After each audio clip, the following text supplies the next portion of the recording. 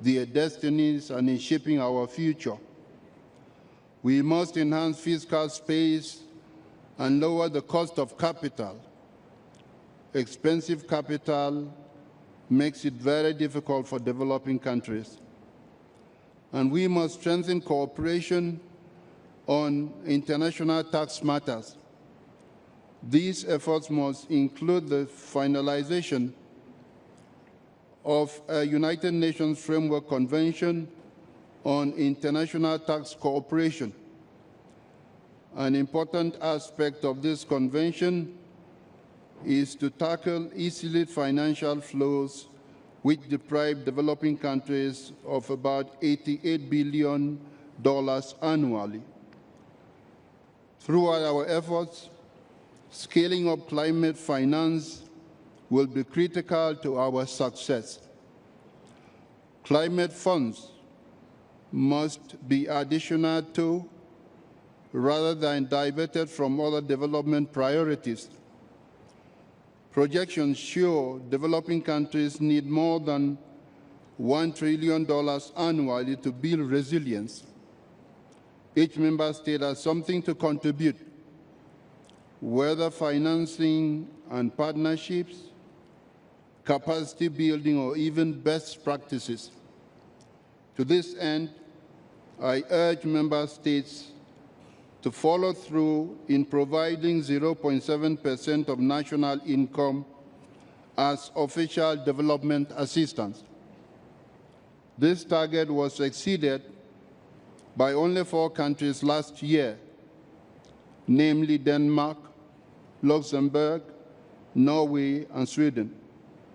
I call on others to match this level of commitment. If fulfilled, these funds could translate into fewer people going hungry in a world of plenty, fewer people lacking access to education amid a revolution in online learning, and fewer people falling behind in the global pursuit of progress. Your Excellencies, it is time to keep our promises. Let us ensure that Seville is remembered for what was set in motion: collective action to provide additional, innovative, adequate, affordable, predictable, and accessible financing for development from all sources, including the private sector. In fact, we have no shortage of solutions. Let us leave this conference ready to act together with hope, with ambition, and with the leadership that this moment demands. Thank you.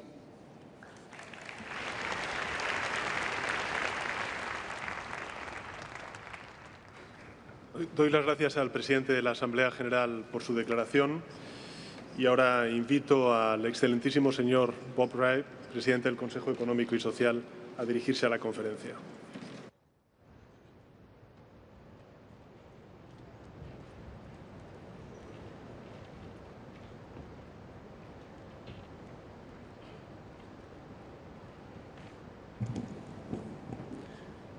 Majestades, Excelencias, distinguidos delegados, colegas, amigos, todos. Es un honor darles la bienvenida a la cuarta Conferencia Internacional sobre la Financiación para el Desarrollo. Nos reunimos en Sevilla en un momento crucial, lleno de posibilidades, pero también de responsabilidades. Alrededor del mundo, las prioridades políticas están cambiando. Las barreras comerciales están creciendo y la ayuda internacional se está reduciendo. En este contexto dinámico, nuestro compromiso de Sevilla, compartido con el multilateralismo y el desarrollo sostenible, nunca ha sido tan importante. Por eso estamos aquí reunidos para reafirmar nuestros compromisos y diseñar a nuestro futuro colectivo, para superar las fracturas de nuestro sistema financiero global, para equiparnos con las herramientas que nos permitan responder mejor a los retos de hoy y a las necesidades de mañana, y para construir un nuevo camino que sea justo, inclusivo y sostenible. Esta es nuestra oportunidad única para remodelar y mejorar la arquitectura financiera global. My friends, the stakes could hardly be higher. Financing needs for sustainable development have increased dramatically, and we have all an obligation to work collectively to be able to successfully respond to these critical needs. Climate finance is critical to address mitigation and adaptation needs of countries. The most vulnerable, from the least developed countries to small island developing states, continue to shoulder the heaviest burdens, and at the same time, they are given the fewest resources. We need tangible progress for the most vulnerable. It was a wise person who once pointed out that strategy without resources is better called hallucination. We have come a long way. Since the end of the Second World War, the 80 years that we are now recognizing today as a key anniversary for the United Nations, let us at least recognize that the global economy has been transformed, that billions have been lifted out of poverty, that we have in fact seen a tremendous increase in living standards, in education and healthcare across the world. This progress does not only come from international institutions like the UN, the World Bank, the International Monetary Fund, but also from critical national and local efforts, what we call mobilizing domestic resources. This is what has helped to build the world we now live. It comes from not just governments, it comes from civil society, it comes from companies and workers who are creating wealth in partnership. Partnership is a word we have to get more used to as we see our resources around us dwindling. We simply must break down the silos that exist in every one of our institutions and between all of our institutions if we are going to succeed. But there is still an opportunity for us to reimagine how we can reinvest in the pillars of sustainable development: planet, peace, prosperity, and yes, once again, a word we must use often, partnership. Let me suggest this opportunity requires bold and sustained action in 4 key areas, and many of my colleagues from the podium have mentioned these as well. I just want to emphasize them. The first is that we have to close the financing gap for the Sustainable Development Goals. That is going to require greater resources from each and every one of us. Second, we have to continue to improve the global financial architecture to make it more representative, to make it more responsive, and to make it more resilient. All of the elements that this requires have been set out by the Secretary General and the President. Third, we must build trust. Trust starts with each one of us having faith in ourselves. Trust means complete honesty and transparency and predictability in our relationships. Trust means renewing our commitment to multilateralism. I can't overemphasize how trust is the central key component to the world in which we live. Its presence makes everything happen. Its absence creates chaos. Fourth, we have to continue to fight our common enemies and at least have the recognition that they are our common enemies. Unilateral actions that destroy trust and create chaos, illicit financial flows and corruption that corrode the global economy and deprive it not of billions of dollars, but of trillions of dollars. We now have a multi-trillion-dollar challenge for the global economy that we must deal with. As the President of the Economic and Social Council, I'm very proud of our work over this past year, but I will not dwell on it. Most of all, I want to congratulate member states for bringing forward the ambition of the Seville outcome document, which we will be officially recognizing today, deepening our engagement with international financial institutions and strengthening the follow-up through enhanced monitoring, global dialogue, and regional and country-led action. And in particular, I'd like to give a shout-out, as the President did as well, and it was very beautifully done, to my colleagues who were the co-facilitators of this process. We are here because of their determination and because of everyone's willingness to compromise. I like the fact that it's called El Compromiso de Seville. It is a compromise. It's not a perfect document, but it is a better document for all the work that we put into it. And let us remember that it is not just a compromise that is a static document. It is a document that is a call and a commitment to action. Chers amis, voici le moment de croire dans le possible, que nous pouvons en effet construire un système financier qui est plus juste, qui est plus vert et qui peut mener vers cet avenir.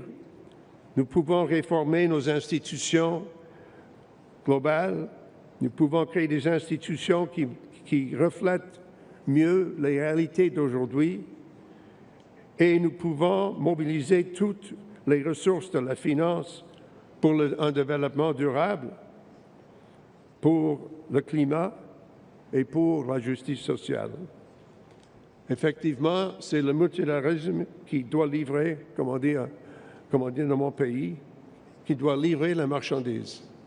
Nous avons une obligation de montrer que nous pouvons faire notre travail. We are here in Seville to build a financial system that serves humanity. It sounds like an impossible task, but in fact, it can be done. But let me suggest a simple formula, that the future is not inherited.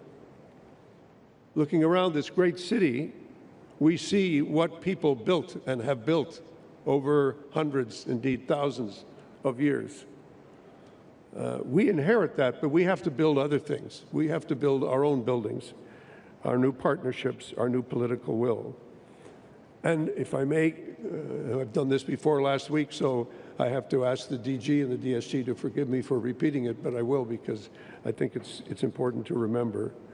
It was a Canadian poet, Leonard Cohen, who pointed out that we should ring the bells that still can ring, but we should forget any notion of perfect offerings, because there is a crack. There is a crack in everything, and that's where the light gets in. We have to keep looking for this light. We have to bring the light into what it is that we do. And let us seize this moment, as we say in yet another language, not yet official at the United Nations, carpe diem. We have to seize the day, to pick the day, pick this time, to make this difference, to celebrate what we have done, but to recommit to the actions that are required. Thank you very much.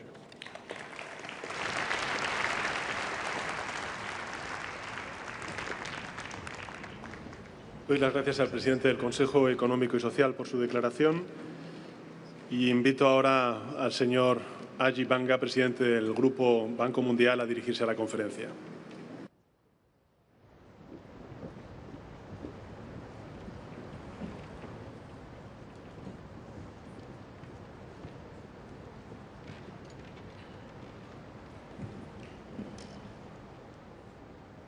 stall. Your Majesties, President Sanchez, Secretary General Guterres, distinguished guests, I think we are at an inflection point for development.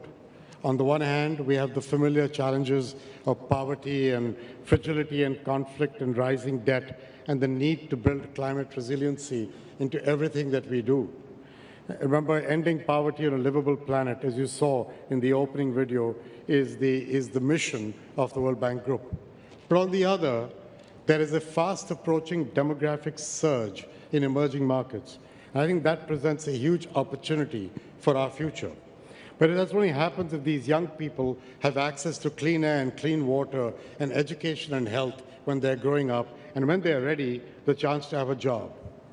And I think that challenge will require resources at an unprecedented scale and pace. We know that there isn't enough money in government, in philanthropies, or in development institutions to meet every projection or every promise. And that's why we need the private sector. It's also why we must be more strategic and change how each of us approaches this issue. So let me start with what I do with the World Bank Group. We've been asked to move faster, simplify, operate more efficiently, deliver more impact. What we've tried to do over the last couple of years is respond with a set of reforms aimed at one simple goal. And this is the word that Bob used: be a better partner to our private sector and government clients. So, for example, we've cut project approval times by a third, from 19 to 13 months, with some projects now getting approved in under 30 days. We've helped to deepen collaboration across the MDBs and DFI system. We've given clients a single point of contact by merging all our structures in 40 countries already, with more to come. We've replaced 153 item scorecard with 22 outcome-focused metrics. And we've sort of shaped our ambition around some very clear goals. Connect 1.5 billion to primary healthcare, for example, or deliver capital to 80 million women to open businesses, or double the agribusiness financing we do to 9 billion a year. All the idea is to build ecosystems of growth.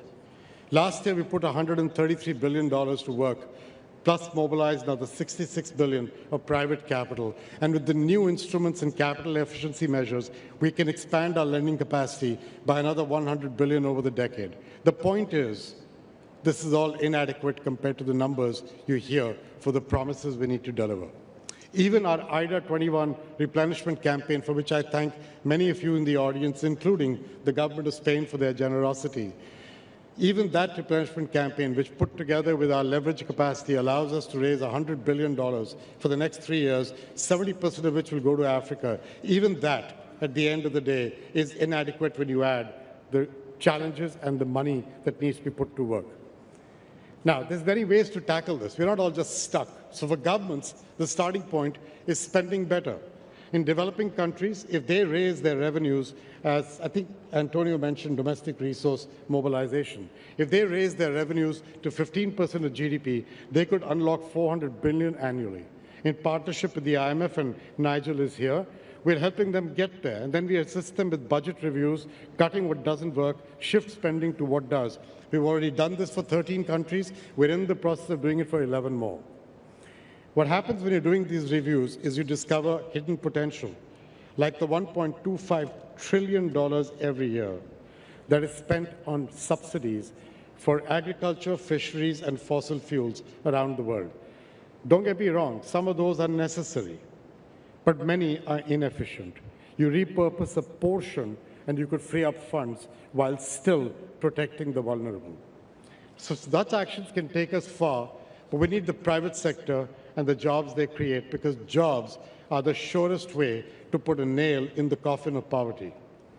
But the private sector cannot succeed alone. Our communal efforts are needed to create the right conditions, and I put those in 3 pillars. The first is essential infrastructure, both physical, roads, ports, water, power, and human, healthcare, education, and skills, each with resiliency built into it. Second, a business-friendly environment, clear laws, transparent institutions. Third, support to scale for the private sector through capital and tools that reward risk-taking and the sharing of the returns between the public and the private. I think the bank delivers all of these. We operate across the continuum of public financing, knowledge, and private sector tools. What we are trying to do is focus on 5 sectors that generate local job creation. These are not sectors that are dependent on outsourcing from the developed economies. And that's infrastructure, physical and human, agribusiness, healthcare, tourism, and local value-added manufacturing. The potential of these sectors will only be realized if capital flows. Private investors don't fund good intentions. They fund opportunity, and they go where there is a probability of return. I was in the private sector for 40 years. I learned one thing, a probability of return with a management of risk, and I'll put my money to work. Over 5 years, the World Bank Group has provided $560 billion in financing, the last 5. We've mobilized $200 billion in private capital, and what doesn't get counted, we've also raised $250 billion from investors through bonds. The point is, it's still not enough. That's why we've got to work with the private sector through the lab that actually Mark Carney and Shriti Vadera ran for us until Mark moved on to a somewhat more important role. And we're now deploying sort of practical tools to overcome each of these. The first, regulatory policy certainty. We're helping governments create investable environments. We're proving that it works through the energy compacts we're doing right now with a number of governments in Africa, many of whom are here in this room. They're committing to regulatory reforms. The idea is to advance our goal of providing electricity to 300 million people by 2030 in partnership with the African Development Bank. Second, political risk insurance. Even if you get this regulatory policy, the private investor needs this kind of insurance. We've streamlined our guarantees. Early signs, both in volume and client feedback, are very promising. Third, foreign exchange. Volatility will deter long-term investing. So 1/3 of IFC's long-term commitments now in local currency, and we're headed to a target of 40% by 2030. Fourth, junior equity capital. We have launched the Frontier Opportunities Fund. This is a vehicle we have seeded with $100 million of IFC's income currently. We plan to do that every year. The idea is to absorb first loss risk. It's built to grow through donor and philanthropic contributions. And last, securitization, where we're working with global financial partners to standardize and package our loan portfolios and those of our brothers in the other MDBs, making it easier for large institutional investors to come into the emerging markets. Each of these efforts, the purpose is lower barriers that keep capital on the sidelines. But the real measure of success is not capital. It's whether we make a difference in people's lives. There is no greater difference than helping a person find dignity and find hope. And that only comes with a job. A friend of mine once said, poverty is a state of being and a state of mind. The being you can tackle with the earnings from a job. The mind is the dignity that a job gives you every day. By 2050, more than 80% of the world's population will live in countries we now call developing. In just the next decade, 1.2 billion young people will reach working age in these countries, and they will be competing for only 400 million jobs that are likely to be created. That's a gap of 800 million. This generation has the collective power to shape the course of humanity for the next century. The question is, does that power ignite or does it impede? And that will depend on the choices we make at events like this. We have the opportunity. Do we have the will to create the conditions for job and unlock a generation's potential? That's the dedication that you'll find us at the World Bank moving towards. Thank you very much, sir.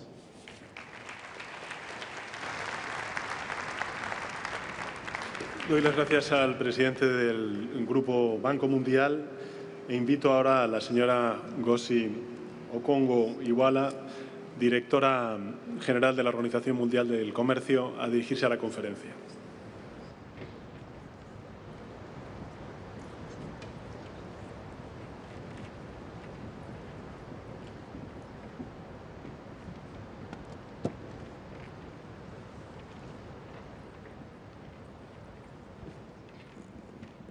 Your Majesty, the King of Spain, President Pedro Sánchez, Secretary General Guterres, President of the General Assembly and President of ECOSOC, Excellencies, ladies and gentlemen, thank you for inviting the World Trade Organization to address this conference. I don't think that a conference has ever gathered in such difficult times. Difficult for the world, for our shared development aspirations, and for the means to finance the attainment of these aspirations. After decades of positive contributions, which I must remind you, increased incomes in rich countries and lifted 1.5 billion people out of poverty in the developing world, the global trading system has now been severely disrupted. Developing countries that had been hoping to increase export revenues to help prevent deterioration in their balance of payments must now contend with disruptions so considerable that they are feeding into financial instability. Amid unilateral tariff measures and record levels of policy uncertainty, at the WTO, we have sharply downgraded our forecasts for the year. Instead of growing by 2.7%, almost 3% in 2025, we currently estimate that global merchandise trade volumes will basically be flat, growing at only 0.1%. The introduction or reintroduction of further tariff barriers on July 9th would make the contraction worse. This is why we have argued that least developed countries as a group and Africa as a region should be exempted from these reciprocal tariffs, so we can better integrate them into the world trading system, not further exclude them, so that they can stand a better chance to earn the resources with which to deliver on the Sustainable Development Goals. So where do we go from here? The outcome document, Compromiso de Seville, rightly recognizes international trade as an engine for development. It is through trade that you can help earn your own domestic resources to finance your development. We therefore need to bolster stability and predictability in global trade. This involves action at multiple levels. First, we need to shore up the 74% of global goods trade that continues to cross borders on the basis of the WTO's most favored nation tariffs.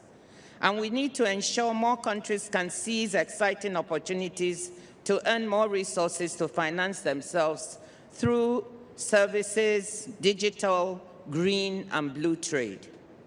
Second, we believe that cooperative solutions to existing trade problems, not unilateral approaches, are the best way to go. But at the same time, we need to ask ourselves, how did we get here? And we need to respond to legitimate criticisms by the United States, the European Union, developing countries, and others that have been raised by trying to listen to these criticisms and reform and reposition the World Trade Organization. We must not waste this crisis if the WTO is to continue to offer a good value proposition for its members. Ministers must step up at the upcoming 14th Ministerial Conference in Cameroon and embrace and push forward the necessary reforms. We need to complement these multilateral reforms by also stepping up ongoing economic integration at the regional level in Europe, in Africa, Asia, and Latin America. Most regional agreements are built on the WTO platform and complement the WTO. Deepening them would strengthen the international trade architecture and foster greater certainty in trade. Third, to unlock trade, we need to unlock and leverage investment and trade finance. As the outcome document recognizes, attracting domestic and foreign investment to countries and communities on the margins of the global economy is vital to make growth inclusive. At the WTO, we are poised to contribute positively to this agenda with our new plurilateral instrument for investment facilitation for development, which will complement all the things that Ajay said they're doing at the World Bank. Fourth, we need to reduce trade finance gaps in developing countries. This would help accelerate trade and improve countries' fiscal positions. Our studies with the International Finance Corporation show that only 10 to 25% of goods trade is financed in many developing countries. Doubling this coverage would boost trade flows by an estimated 8% per year on average and allow countries to earn more of their own domestic resources. Fifth and finally, at this fourth Financing for Development conference, with so many leaders present, I must reiterate what Ajebanga said. I want to emphasize once again that we have large amounts of financing locked up in harmful subsidies, which we should seek to repurpose. He mentioned 1.2 trillion. Actually, if you add some of the ones on agriculture and water and fisheries, harmful fisheries subsidies, we have almost $2 trillion locked up in subsidies that are doing more harm than good.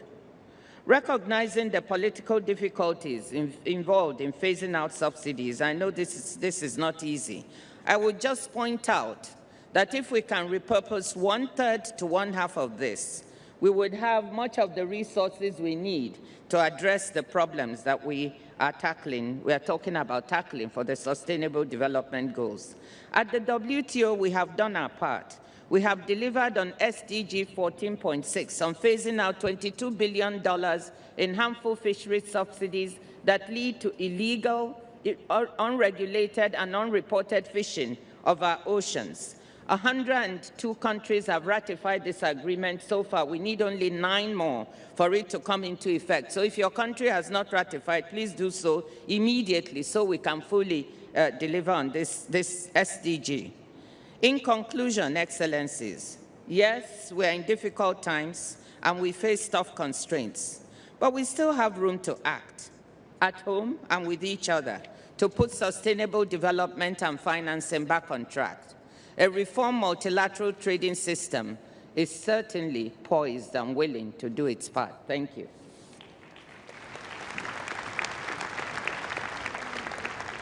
Doy las gracias a la directora general de la Organización Mundial del Comercio por su declaración e invito ahora al señor Nigel Clark, subdirector gerente del Fondo Monetario Internacional, a dirigirse a la conferencia.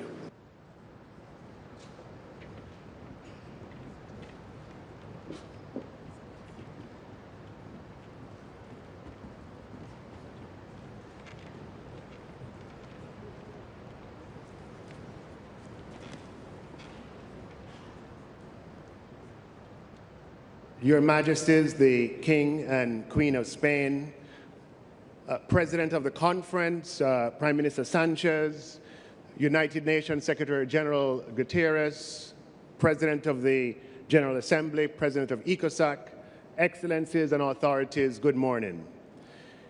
Thank you for the opportunity to speak to you today on behalf of the International Monetary Fund.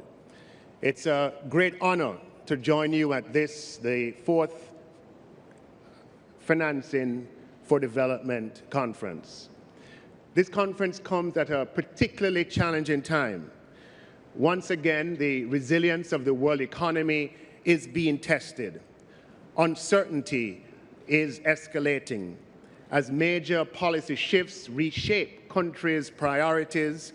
And despite progress that has been made on trade talks and the scaling back of some tariffs, trade policy uncertainty indicators are off the charts. This has major implications for developing countries for whom risks have grown.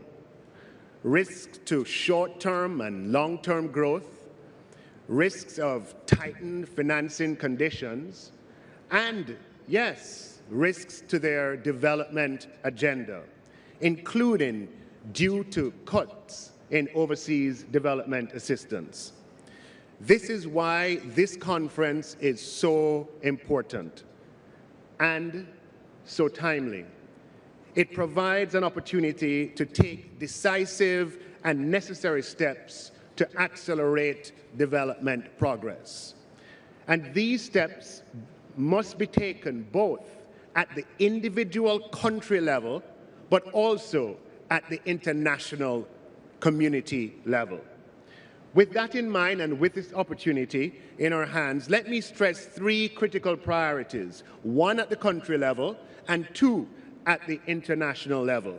First priority at the country level implement strong domestic reforms. In an uncertain economic environment, the work to advance development must begin at home. And let me point to two sets of critical reforms within this first priority. First, domestic revenues remain the bedrock of country-led efforts for sustainable growth and development. Many countries can boost resources available to them by broadening the tax base and improving compliance. And secondly, by building strong public financial management systems, they can redirect spending to sectors like health and education and well-targeted social safety nets and growth-enhancing public investments. Second priority, at the international level, ensure that support is coordinated and tailored. Development partners must help with policy advice, capacity building, and financial support. And to be effective, assistance should be tailored to countries' individual circumstances and challenges. Indeed, while developing economies have many characteristics in common, there are key differences in their economic conditions.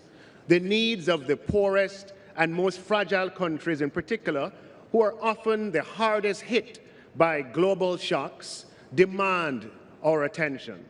And for those countries, concessional financing remains of critical importance. The third priority, also at the international level, address debt vulnerabilities. The risk of systemic debt crisis seems broadly contained for now. But many countries continue to struggle with high interest costs and refinancing needs that constrain their ability to finance critical development spending and build resilience. This is why the international community must further improve debt restructuring processes to ensure that countries with unsustainable debt have access to timely and sufficiently deep debt relief. We have already seen progress under the Common Framework and at the Global Sovereign Debt Restructuring Roundtable. And the recently published Sovereign Debt Restructuring Playbook is an important resource for countries considering a restructuring. But, Excellencies, there is still much more work to do. The IMF is doing its part in supporting developing countries. Through our tailored policy advice, we help our members make their economies more vibrant and more resilient. And we will continue to strengthen our analysis and guidance on monetary, fiscal, exchange rate, and financial sector policies. Through our capacity development, we'll continue to help equip our members with tools and expertise to chart their own path, working in close collaboration with development partners. Through our lending instruments, we provide financial support to our members when they need it most. Last fall, we reformed our concessional lending framework to double its lending capacity while restoring its self-sustainability. And we will continue to explore ways to strengthen our precautionary facilities and ensure that our programs are well designed. The fund also actively contributes to addressing debt challenges. We provide technical support to individual restructuring, and working in conjunction with the World Bank, we're advancing work at the Global Debt Roundtable, and we're implementing the three-pillar approach to help countries with sustainable debt and strong reform agendas, but where high debt service crowds out productive spending. Simply put, the IMF will continue to help our members achieve economic and financial stability, both of which are prerequisites for reaching their development objectives. Excellencies, as we work together this week, the IMF will remain a trusted partner and champion of the international development agenda. Together, we can help bring our members towards a brighter future. Thank you and good morning.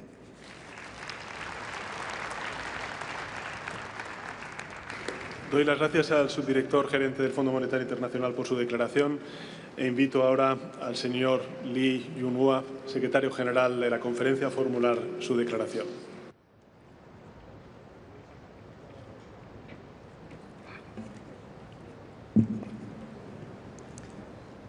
Your Majesty, the King and the Queen of Spain, Your Excellencies, distinguished delegates, dear colleagues, as the Secretary General of the Conference, it is a profound honor to welcome you all to the 4th International Conference on Financing for Development. A profound gratitude goes to our host, the government of Spain, for its firm support and warm hospitalities. This week marks a key moment in our effort to ensure every country, not just a privileged few, can mobilize resources necessary to build a just, inclusive, and sustainable future. The global financing for development process has evolved over the past 2 decades. From the Montreal Consensus to Doha Declaration, under the Addis Ababa Action Agenda, our journey has been anchored in multilateralism and solidarity. Each step was shaped by the realities of this time. Today, however, that framework is under profound stress. Global financing needs for developing countries to achieve the SDGs now exceed $4.2 trillion annually, yet official development assistance remained stagnant or declining. At the same time, external debt servicing now consumes over 20% of the public revenues in many lower-income countries. Climate finance commitment remained unfulfilled. In this fracture of the global landscape, marked by the ongoing wars, economic fragmentation, heightened trade tensions, and declining trust in global institutions, our foundational commitments are being tested like never before. Excellencies, FFD4 offers us a once-in-a-decade opportunity to shift the tide. The Seville commitment is more than an outcome document. It is a new framework and a renewed global promise to mobilize finance at scale, to reform the international financial architecture, and to put the people's need at the center of the development. This conference is the product of the sustained and inclusive efforts. The United Nations Department of Economic and Social Affairs, UNDESA, has been honored to work alongside member states, UN system, and the stakeholders at every step of this journey. Through the months of negotiations, member states have forged an impactful and action-oriented Seville commitment. As one minister put it during the negotiation, this is not about charity. This is about justice. Physical justice, climate justice, and generational justice. Through the genuine dialogue and exchange, we have strengthened the trust, broadened the consensus, and revived the spirit of the multilateralism. Excellencies, Seville is not an endpoint. It is a launchpad for a new era of the implementation, accountability, and solidarity.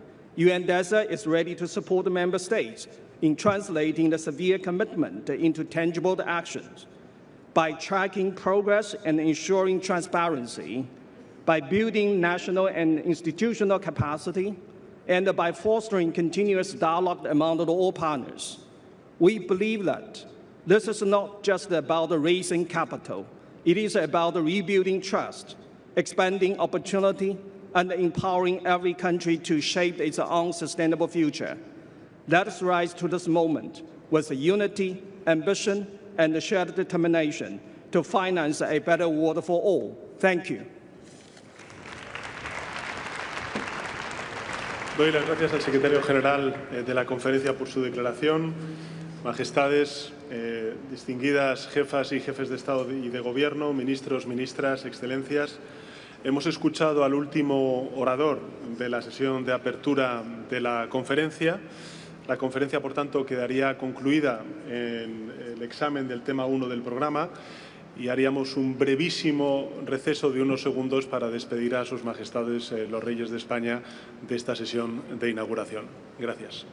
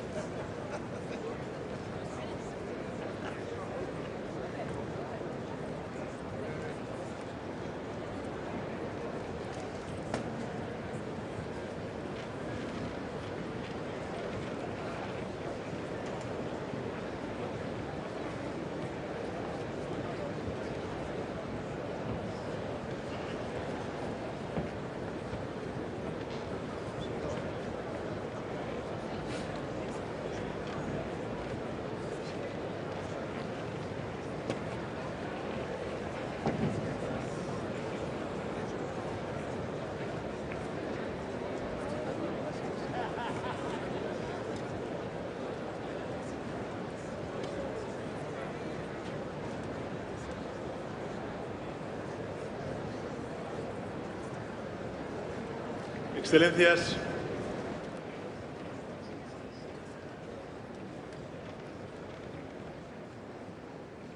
Excelencias, vamos a retomar la conferencia.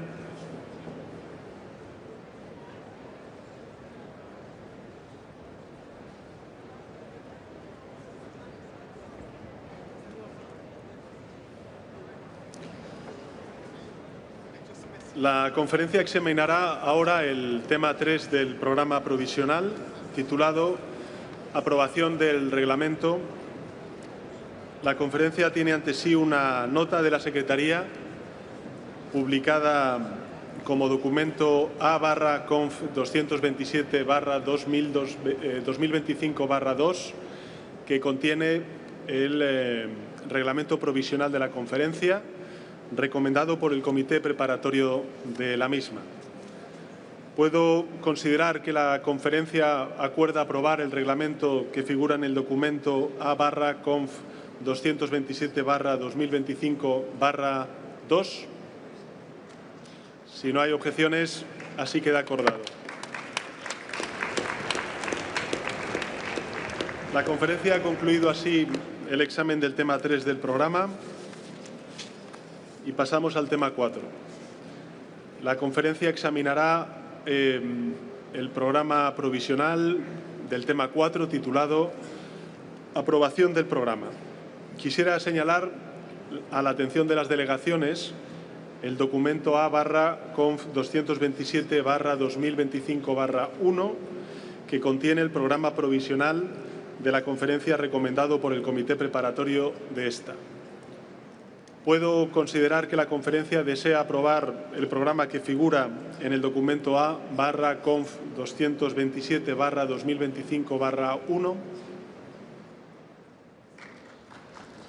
Pues si no hay objeciones, así queda acordado. La conferencia ha concluido así el examen del tema 4 del programa. De conformidad con la propuesta de organización de los trabajos, invito ahora a la conferencia a examinar el tema 5 del programa titulado Elección de los demás miembros de la mesa. Y de conformidad con el artículo 6 del reglamento, la conferencia elegirá a una vicepresidencia ex oficio procedente del país anfitrión, en este caso España. ¿Puedo considerar que la conferencia desea elegir a España para ocupar la vicepresidencia ex oficio? Bueno, pues si no hay objeciones, así queda acordado.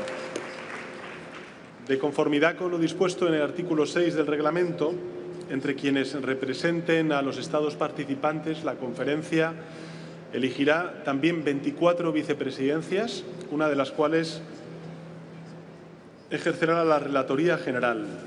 Y con respecto a la elección de las vicepresidencias, me han comunicado que se han recibido las siguientes candidaturas. Entre los estados de África, Camerún, Guinea, Mauricio, Marruecos y Sudáfrica. Entre los estados de Asia y el Pacífico, el Estado de Palestina, Filipinas, República Islámica del Irán. Entre los estados de Europa Occidental, Armenia, Azerbaiyán, Croacia y Polonia. Entre los estados de América Latina y el Caribe, El Salvador, México y Surinam. Y entre los estados de Europa Occidental y otros estados, Austria, Alemania y Portugal. ¿Puedo considerar que la conferencia desea elegir a Armenia, a Alemania, a Austria, a Azerbaiyán, Camerún, Croacia, El Salvador, Estado de Palestina, Filipinas, Guinea, Marruecos, Mauricio, México, Polonia, Portugal, República Islámica del Irán, Sudáfrica y Surinam por aclamación para ocupar las vicepresidencias? Si no hay objeciones, así queda acordado. En nombre de la conferencia felicito a los vicepresidentes y vicepresidentas por haber sido elegidos. La elección de la vicepresidencia y vicepresidencias, o vicepresidencias mejor dicho, restantes, tendrá lugar tan pronto como se hayan comunicado las candidaturas. Invito ahora a la conferencia a proceder a la designación de quien ejercerá la relatoría general de la conferencia. Y sobre la base de las candidaturas recibidas, propongo designar relatora general de la conferencia a la excelentísima señora Matu Joini, representante permanente de Sudáfrica ante las Naciones Unidas en Nueva York. ¿Puedo considerar que la conferencia desea proceder de este modo? Si no hay objeciones, así queda acordado. Y en nombre de la conferencia felicito a su excelencia Matu Joini, representante permanente de Sudáfrica ante Naciones Unidas en Nueva York, por su designación como relatora general de la conferencia. La reunión, por tanto, ha concluido así esta etapa de su examen del tema 5 del programa y pasamos al tema 6, en el que la conferencia tendrá que examinar el tema 6 del programa titulado Organización de los trabajos y otras cuestiones de organización. Y a este respecto quisiera señalar a la atención de las delegaciones el documento titulado Propuesta de organización de trabajos, recomendado a la conferencia por el comité preparatorio y que figura en el documento A/Conf 227/2025/3. Y como verán, en el documento la conferencia constará de 8 sesiones plenarias, 6 mesas redondas de múltiples interesados que se celebrarán paralelamente a las sesiones plenarias. Cada una de las 6 mesas redondas de múltiples interesados estará presidida por 2 copresidentes y se organizará de conformidad con el programa de trabajo de la conferencia y las modalidades para las mesas redondas de múltiples interesados aprobadas por el comité preparatorio. Quisiera informar a la conferencia de que he nombrado a las siguientes personas para que ejerzan las copresidencias de las mesas redondas de múltiples interesados. En primer lugar, la mesa redonda de múltiples interesados 1, el excelentísimo señor Alar Karis, presidente de la República de Estonia, y al excelentísimo señor Mohamed Yuldet Yaló, vicepresidente de la República de Sierra Leona. En la mesa redonda de múltiples interesados 2, el excelentísimo señor Mohamed Aurangzeb, ministro federal de Hacienda e Ingresos de Pakistán, y al excelentísimo señor Christopher McLennan, viceministro de Desarrollo Internacional y Asuntos Mundiales del Canadá. Para la mesa redonda de múltiples interesados 3, el excelentísimo señor K.P. Sharma Oli, primer ministro de Nepal, y la excelentísima señora Ana Isabel Xavier, secretaria de Estado para Asuntos Exteriores y Cooperación y viceministra de Estado y Asuntos Exteriores de Portugal. Para la mesa redonda de múltiples interesados 4, la excelentísima señora Nadi Fetá, ministra de Economía y Finanzas de Marruecos, y la excelentísima señora Melita Gabric, mejor dicho, viceministra de Relaciones Exteriores y Asuntos Europeos y ministra de Desarrollo de Eslovenia. Para la mesa redonda de múltiples interesados 5, yo tendré el honor de ser uno de los copresidentes, junto con el excelentísimo señor Bassirou Diomaye Diakhar Faye, presidente de nuestra amiga la República del Senegal. Y para la mesa redonda de múltiples interesados 6, el excelentísimo señor Carlos Cuerpo Caballero, ministro de Economía, Comercio y Empresa del Gobierno de España, y el excelentísimo señor Sedi Keita, ministro de Finanzas y Asuntos Económicos de Gambia. Y antes de proceder a aprobar la organización de los trabajos de la conferencia, que figura, como saben, en el documento A/Conf 227/2025/3, como se indica en la carta de la fecha 25 de junio del año 2025, dirigida a todos los Estados miembros por el representante permanente de España ante las Naciones Unidas en Nueva York, Héctor Gómez, propongo revisar oralmente la organización de los trabajos a fin de proceder a la aprobación del llamado Compromiso de Sevilla, empezando el examen del tema 10 del programa, titulado Aprobación del documento final de la conferencia, esta mañana, justo antes del tema 8 del programa Debate General. Como se indica en esa misma carta a la que he hecho referencia, propongo también que las intervenciones en explicación de voto que los Estados deseen hacer en relación con la aprobación del proyecto de documento final se hagan según lo previsto originalmente en la tarde del jueves del 3 de julio. Y con esta larga introducción, sí me gustaría preguntar a la Asamblea si puedo considerar que la conferencia desea aprobar la organización de los trabajos que figura en el documento A/Conf 227/2025/3, con las revisiones orales que he propuesto. Y si no hay objeciones, pues así queda acordado. La conferencia ha concluido así la presente etapa de su examen del tema 6 del programa y pasamos al tema 7, titulado Credenciales de representación en la conferencia, nombramiento de la Comisión de Verificación de Poderes. Como saben, el artículo 4 del reglamento dispone que al principio de la conferencia se nombrará una comisión de verificación de poderes integrada por 9 miembros y que su composición se basará en la Comisión de Verificación de Poderes de la Asamblea General de Naciones Unidas en su 79º periodo de sesiones.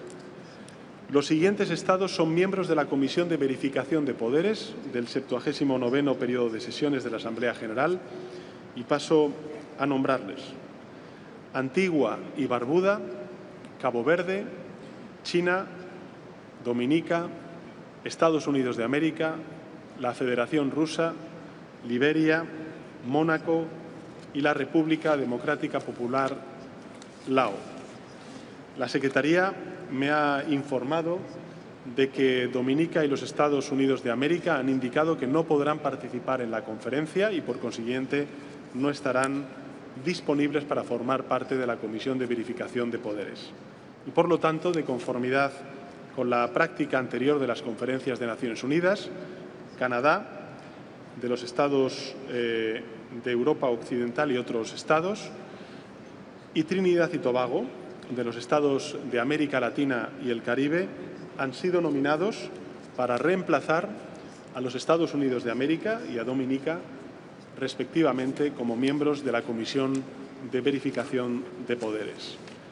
Por tanto, puedo considerar que la conferencia desea designar a Antigua y Barbuda, a Cabo Verde, Canadá, China, la Federación Rusa, Liberia, Mónaco, la República Democrática Popular Lao, Trinidad y Tobago, miembros de la Comisión de Verificación de Poderes de esta conferencia. Pues si no hay objeciones, así queda acordado. Se recuerda a todos los delegados y delegadas que, de conformidad con el reglamento de la conferencia, las credenciales expedidas por la Jefatura de Estado o de Gobierno o por el Ministerio de las Relaciones Exteriores o, en el caso de la Unión Europea, por la Presidencia de la Comisión Europea, deberán presentarse, si aún no se han presentado, al Secretario General de las Naciones Unidas. La conferencia, por tanto, ha concluido, Excelencias, así el examen del subtema A del tema 7 del programa. Distinguidas jefas y jefes de Estado y de Gobierno, Excelencias, distinguidas delegados y delegadas, la conferencia procederá ahora a examinar el tema 10 del programa, titulado Aprobación del documento final de la conferencia. La conferencia tiene ante sí un proyecto de resolución que figura en el documento A/Conf 227/2025/L.1, titulado Compromiso de Sevilla, recomendado por el Comité Preparatorio en su sesión de clausura el 17 de junio. Y quisiera en este punto dar las gracias a todos los Estados por su constructiva participación en las negociaciones del Compromiso de Sevilla. Quiero dar expresamente las gracias a los copresidentes del Comité Preparatorio, al excelentísimo señor Cepidín Maniratanga, representante permanente de la República de Burundi ante Naciones Unidas en Nueva York, y al excelentísimo señor Rui Vinas, representante permanente de Portugal en Naciones Unidas en Nueva York, y agradecerles sobre todo por guiar los trabajos del Comité Preparatorio, y por supuesto, como a los cofacilitadores de las negociaciones intergubernamentales, la embajadora Alicia Buenrostro Macieu, representante permanente adjunta de México, al embajador Lok Bahadur Thapa, representante permanente de Nepal, la embajadora Merete Fiel Bratested, representante permanente de Noruega, y el embajador Chola Milambo, representante permanente de Zambia ante las Naciones Unidas, por liderar y concluir con un extraordinario éxito las negociaciones del proyecto de documento final en Nueva York. Y, por tanto, pues quiero, además de hacer partícipe a todo el plenario de este éxito, me gustaría preguntar si la decisión sobre el proyecto del documento titulado Compromiso de Sevilla puede ser aprobado tal y como figura en el documento A/Conf 227/2025/L.1. Y si no hay objeciones, pues así queda acordado.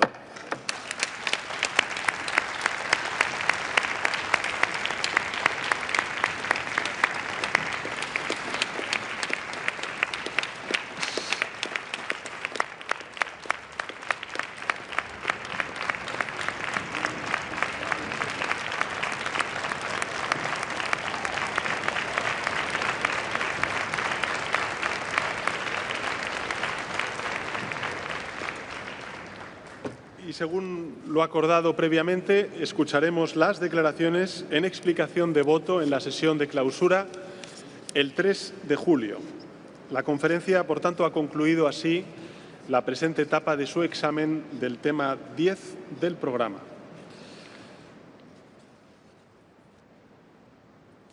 La sesión de apertura ha finalizado y antes de comenzar el debate general... No, me dice efectivamente el tema 8.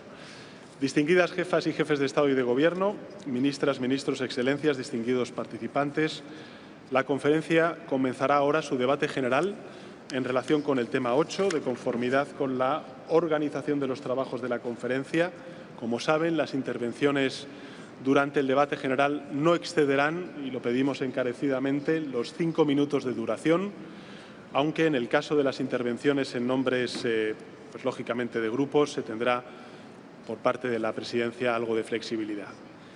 Se alienta a quienes vayan a hacer declaraciones extensas a que lean una versión abreviada y envíen el texto completo para su publicación en el diario de sesiones de Naciones Unidas. Y para ayudar a los oradores y a las oradoras a administrar el tiempo, se proyectará un reloj en la pantalla. Y antes de escuchar la primera intervención del debate general, quisiera también informar a la conferencia de que el presidente de la conferencia ha recibido una solicitud de la delegación de la Unión Europea de que se permita al presidente del Consejo Europeo, a nuestro querido amigo Antonio Costa, y a la presidenta de la Comisión Europea, la presidenta von der Leyen, a compartir el tiempo de intervención en una única declaración dentro del límite del tiempo asignado. La Unión Europea tendrá la palabra en el momento asignado a ella, de conformidad con la lista de oradores establecida. Con el consentimiento de la conferencia procederemos de ese modo. Y ahora tengo el honor de invitar al primer orador, al excelentísimo señor Abdulatif Yamal Rashid, presidente de la República de Irak.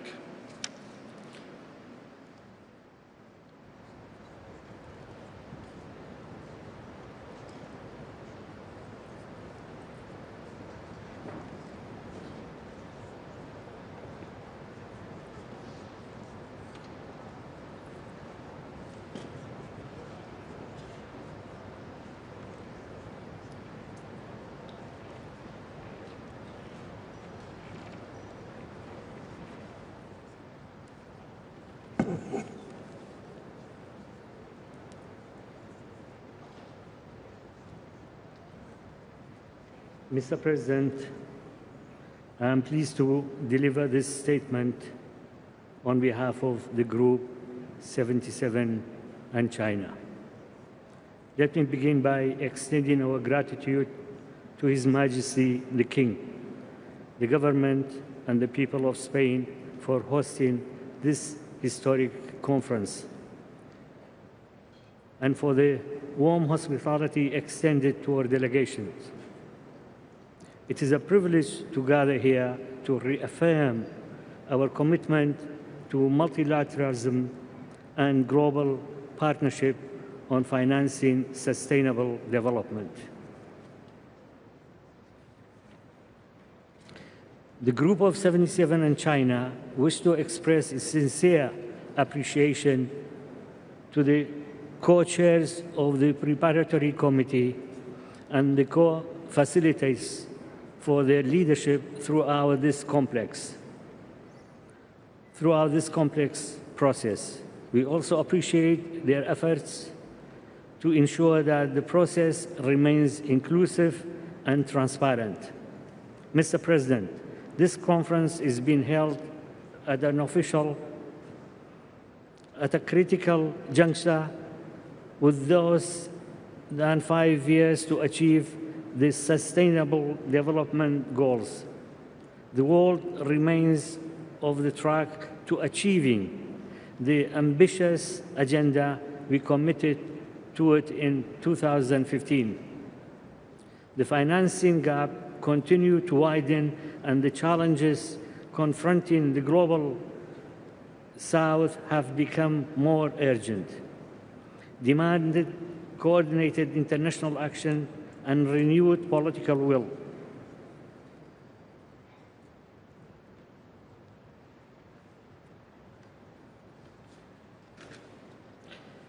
Against this backdrop, the Group of 77 and China welcomes the adoption of outcome documents by consensus.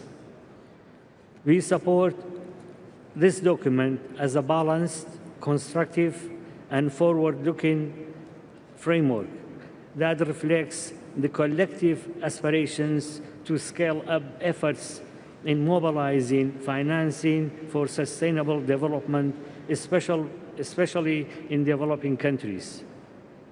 The outcome reflects the group's shared commitment to solidarity and cooperation. It must serve as a foundation to address the systematic imbalances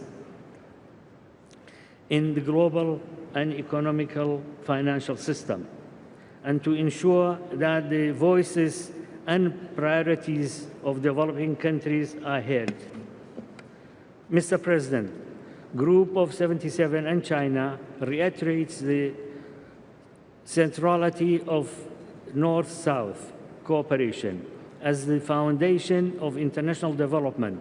We emphasize the importance of fulfilling all official development assistance commitments and of providing adequate finance to developing countries in the line with their national priorities. At the same time, we reaffirm the value of South and South cooperation as a complement to North-South cooperation, guided by the principle of mutual respect and non-conditionality. We believe in strengthening domestic resources, mobilizations of sustainable development. We must improve the international tax system, scale up foreign direct investments, lower remittance costs, challenge provide investment, reform the international financial architecture, ensure fair representations of developing countries in the international financial institutions, and eliminate all unilateral economic, financial, or trade measures against developing countries. We must also expand access to technology, capacity building, and long-term financing. The civil commitment can serve as a good basis for all to deliver the equality and quantity of the funding to accelerate sustainable development. We must continue to focus on those furthest behind and ensure that we live up to our commitment to leave no one or country behind. If one of us fails to achieve the agenda, we all fail. Moving forward, effective implementations of commitments is key. Let us also work to strengthen the role of the United Nations in the follow-up and review process in order to guarantee that financing for development agenda is fair and inclusive. Let us use this conference to renew our collective efforts to achieve sustainable development goals by 2030. Because the challenges we face transcend national borders. No single country can achieve the SDGs alone. It calls for a shared vision, unified action, and global cooperation. Promises should turn into action. Together, we can help a global financial architecture that serves the interests of all, not the few. The Group of 77 in China stands ready to engage with all the partners to ensure that financing for development becomes a true engine for sustainable and equitable progress. I would now like to deliver a statement in my national capacity.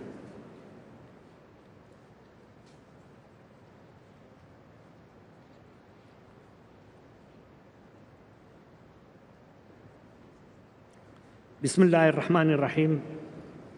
جلالة الملك، أصحاب الفخامة، رؤساء الدول والحكومات والمنظمات الدولية، السيدات والسادة، السلام عليكم.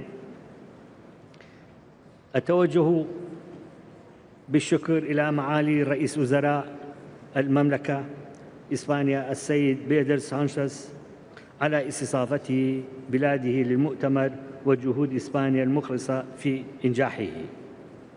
كما أتوجه بالشكر إلى معالي الأمين العام للأمم المتحدة السيد أنطونيو غوريتش على الدعوة الكريمة للمشاركة في هذا المؤتمر المهم.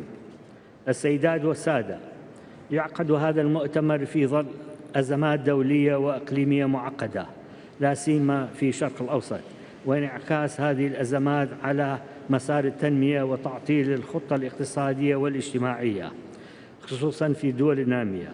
ويتطلع العراق بحماسة ويدعم بقوة نجاح هذا المؤتمر المهم لتحقيق أهدافه في دفع مسيرة التنمية والإصلاح الاقتصادي، وبما ينعكس على شعوب العالم أجمع. ونعتقد أن بلوغ هذه الغايات على مستوى الدولي يسبق إنجاز هذا المهام على تصعيد الوطني، ومن ثم انتقال إلى مرحلة الدعم على دعم الدول الأقل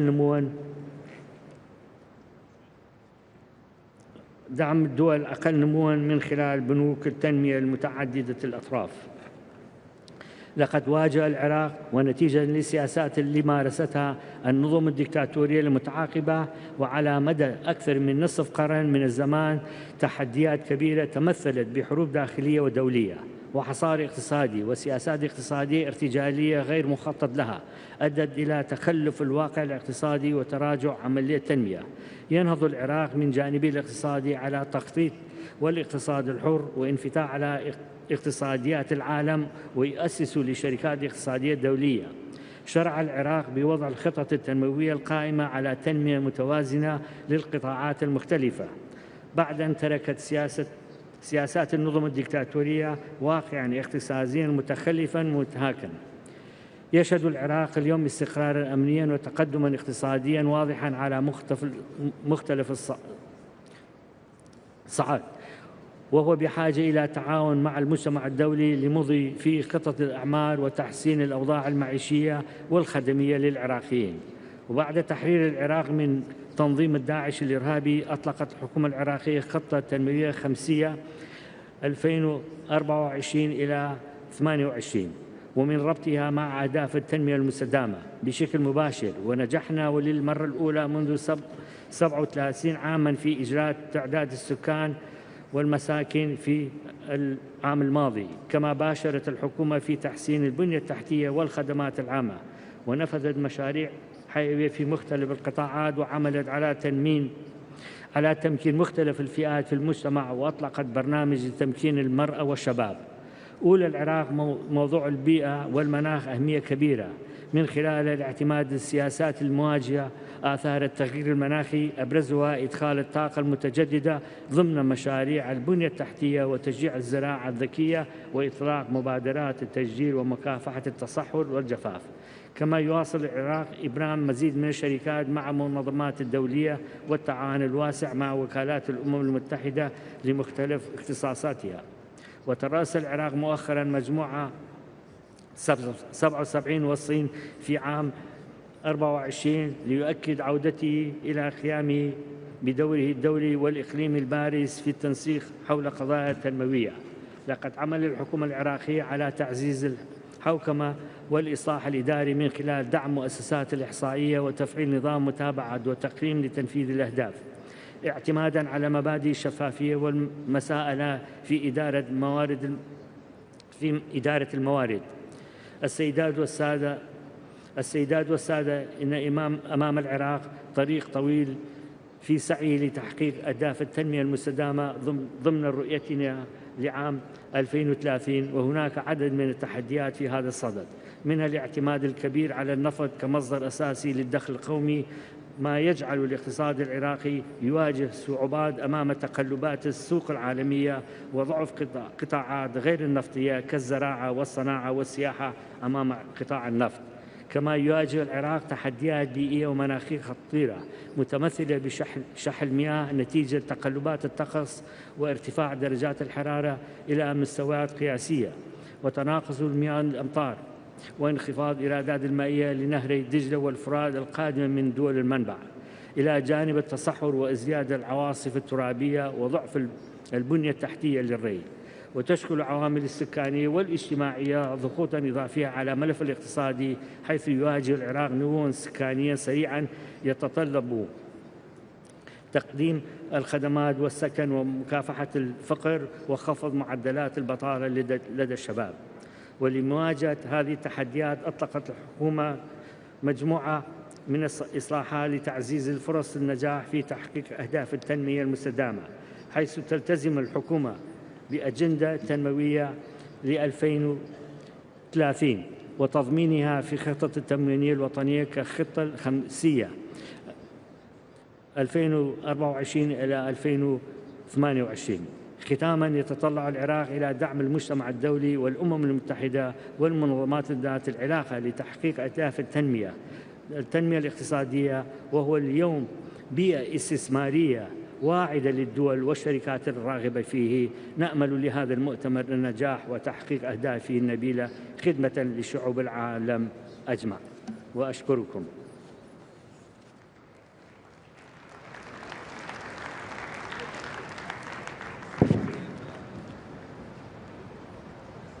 Doy las gracias al presidente de la República del Irak y tengo ahora el honor de invitar al excelentísimo señor João Manuel González Lourenço, presidente de la República de Angola, en nombre del Grupo de Estados Africanos.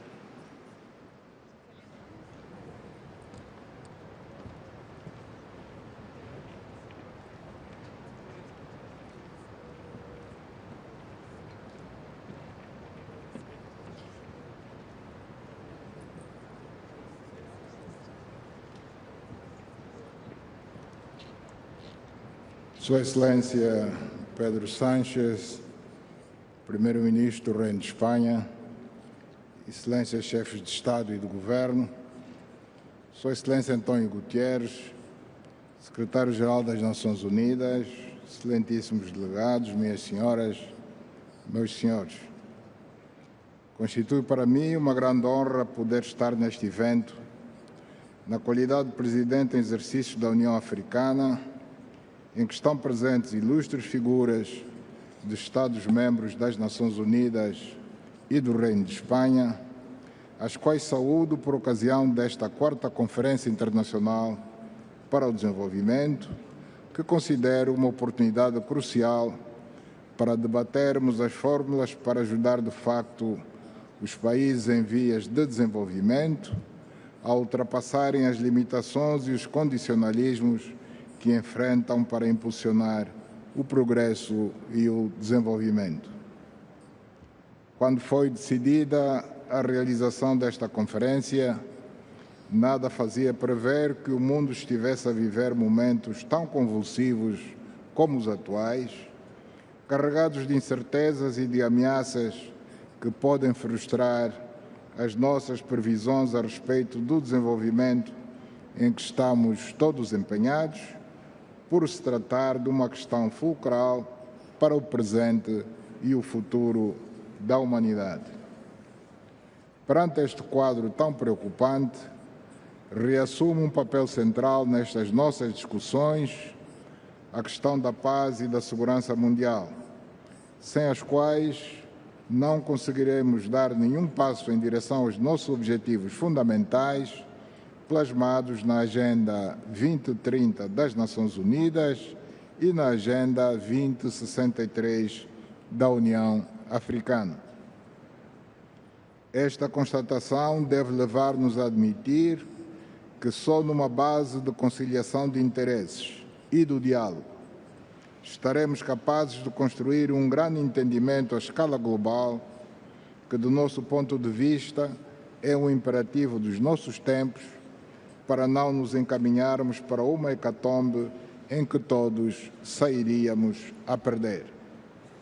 Depois do fim da Guerra Fria, quando o mundo devia dirigir toda a sua atenção ao desenvolvimento econômico e social das nações, eis que voltamos a assistir à corrida armamentista de triste memória do século passado, desviando avultados recursos financeiros e científicos que deviam estar ao serviço da educação, do ensino, da formação dos jovens, do saber e da investigação científica, virada para a nobre causa do desenvolvimento e do bem-estar dos povos de todo o mundo.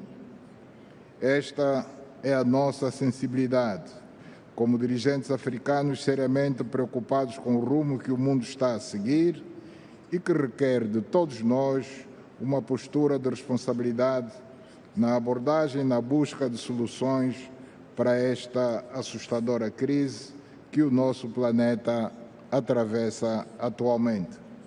Excelências, estamos aqui para falarmos do desenvolvimento dos fatores que concorrem para a materialização deste objetivo e, neste capítulo, esta quarta conferência representa uma oportunidade para darmos um impulso decisivo a iniciativas que nos levem a encontrar mecanismos mais ágeis e mais funcionais para a mobilização de recursos financeiros que nos permitam enfrentar os desafios recorrentes com os quais se deparam os países em desenvolvimento, como os choques climáticos, as flutuações dos preços das commodities, a erosão da confiança no sistema multilateral e, acima de tudo, o peso insustentável da dívida soberana que consome mais recursos do que os destinados à saúde e à educação em conjunto e limita drasticamente a nossa margem de manobra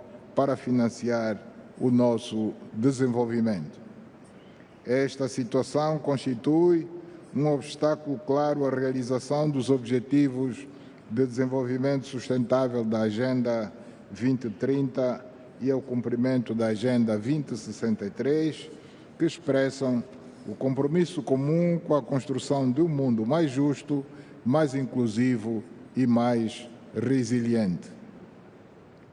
É importante sublinhar que não haverá desenvolvimento no continente africano sem infraestruturas sólidas e funcionais, pois não podemos deixar de dizer que a capacidade exígua de produção e transportação de energia elétrica, a fraca rede de estradas e autoestradas a interligar nossos países, o baixo investimento em telecomunicações e tecnologias de informação e outras com magnitude equivalente com que nos debatemos, representam no seu conjunto fatores que entravam o crescimento econômico e o desenvolvimento por condicionarem gravemente o comércio e a indústria, a circulação de pessoas e bens, a agricultura e a criação de empregos.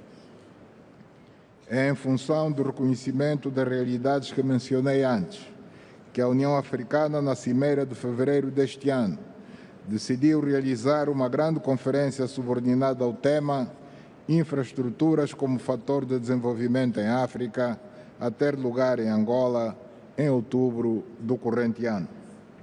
Ela tem o propósito de mostrar aos nossos parceiros internacionais o mapeamento já efetuado das nossas necessidades neste domínio de investimento público ou público-privado em infraestruturas, no sentido de os atrair e no de mobilizar recursos para a concretização desta grande ambição, que produzirá benefícios e vantagens consideráveis para todas as partes que se envolverem na sua realização. Os grandes investimentos em infraestruturas em África requerem um modelo de financiamento mais adequado e adaptado às condições econômicas dos países africanos, o que implicará uma refundação da arquitetura financeira atual que possa ter sempre em conta as prioridades de África, muitas vezes descuradas. Em presença dos factos que referi, afigura-se-nos fundamental e urgente para que se faça jus às preocupações sobre o apoio ao desenvolvimento de África, que se vão repetindo ao nível dos vários fóruns em que se aborda este tema, que nos debrucemos profundamente sobre a questão das reformas que se impõem ao sistema financeiro internacional, no qual os mais necessitados devem ter um papel ativo e serem envolvidos nos processos de tomada de decisões. Só com estas condições asseguradas se conseguirá viabilizar os objetivos plasmados nas agendas de desenvolvimento mencionadas, de modo a evitar-se que os objetivos de desenvolvimento sustentável se tornem num mero enunciado de boas intenções. Excelências, junta-se a tudo o que referimos a questão da dívida de África, que tem um impacto negativo considerável na execução dos nossos programas, por funcionar como um freio ao desenvolvimento, em virtude da escassez de recursos financeiros que daí deriva e limita a nossa capacidade de investimento em setores chaves das nossas economias, com reflexos muito maus na situação social dos países africanos. Em razão desta problemática, consideramos bastante oportuna a declaração de Lomé sobre a dívida africana, adotada em maio de 2025 pelos chefes de Estado e de Governo do continente, por representar um marco importante na construção de uma posição comum africana, em cujo âmbito foram formuladas propostas concretas para enfrentar a crise da dívida, em que está contemplada, entre outros, a criação de mecanismos multilaterais de reestruturação mais justos e transparentes, cláusulas automáticas de suspensão do serviço da dívida em caso de choques externos e o incentivo ao uso de moeda local, por forma a reduzir a exposição ao risco cambial. Excelências, a Agenda 2063 da União Africana almeja a transformação de África num continente industrializado, integrado e soberano do ponto de vista econômico, objetivos que são absolutamente realizáveis, se forem alteradas todas as condições que já referi aqui e que são, de facto, o grande obstáculo a ser transposto para que alcancemos as metas a que nos propusemos. À parte os factos que mencionei, a África dispõe de abundantes recursos naturais para dar o salto que está ao seu alcance e contribuir, assim, para o fortalecimento da economia global e a resolução das crises de vária ordem que o mundo enfrenta. É neste contexto que a República de Angola está resolutamente comprometida com a mobilização de recursos internos, com o reforço da governação fiscal e o combate à fuga de capitais, conferindo uma grande relevância à Convenção das Nações Unidas sobre a Tributação Internacional, cujas negociações têm registrado progressos encorajadores que devem prosseguir, pois trata-se de uma oportunidade histórica para corrigirmos os desequilíbrios do sistema fiscal global e garantirmos uma representação equitativa dos países em desenvolvimento nos processos de decisão fiscal internacional. Em paralelo, considero oportuno dizer que a África continua a deparar-se com o facto de ser uma das regiões mais vulneráveis, mas paradoxalmente das menos responsáveis pelas emissões de gás de efeito de estufa, o que deverá levar a que se olhe para o continente com a merecida atenção, proporcionando-se-lhe um aumento significativo do financiamento climático para o processo de adaptação e mitigação, apoio à transição energética justa e incentivos para a conversão da dívida em ações ambientais concretas, pois entendemos que a resiliência climática deve andar de mãos dadas com o alívio da dívida e com a construção de modelos econômicos sustentáveis. Excelências, minhas senhoras, meus senhores, a conferência que hoje decorre nesta bela cidade de Sevilha constitui um momento crucial para uma reflexão sobre os aspectos relativos ao desenvolvimento sustentável global e para a tomada de decisões que poderão impulsionar a concretização das ações constantes na Agenda 2063 da União Africana. A ideia de se conceber um novo modelo de financiamento baseado na justiça econômica e na inclusão torna esta conferência um marco importante na mudança de visão, na base da qual se poderá, a partir de agora, proporcionar à África os recursos e as condições necessárias para acelerar a sua transformação. Acredito que esta conferência tomará decisões e fará recomendações que permitirão aos países africanos terem um acesso mais simplificado aos investimentos sustentáveis e a operações financeiras que reduziriam os custos do endividamento e contribuiriam para o fortalecimento da influência na governação financeira global. Muito obrigado pela atenção dispensada.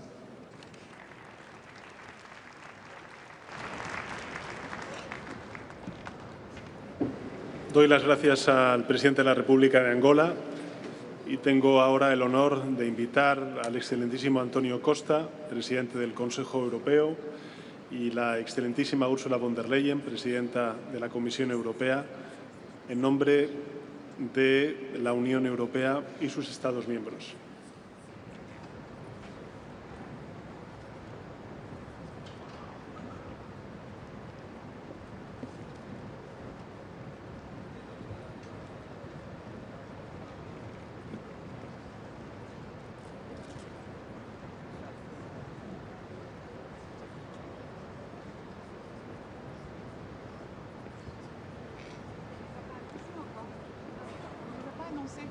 On attend un instant, excusez-moi.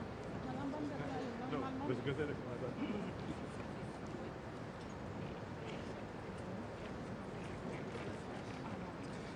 Señor presidente del Gobierno de España, querido Pedro, señor secretario general, caro Antonio, excelencias, distinguidos delegados.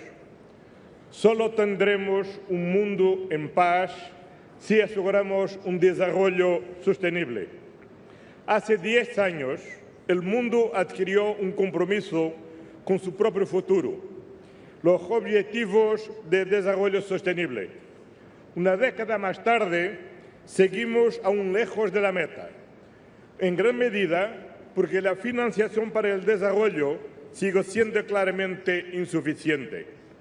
Hoy, desde esta tribuna, Ursula von der Leyen y yo queremos enviar un mensaje alto y claro. La Unión Europea va a seguir luchando. Conjuntamente aportamos 42% de la ayuda global al desarrollo, un total de 900 millones de euros en 2023. Se estima que más de 300.000 millones de dólares en deuda han sido reestructurados por los países de la Unión Europea que forman parte del Club de París.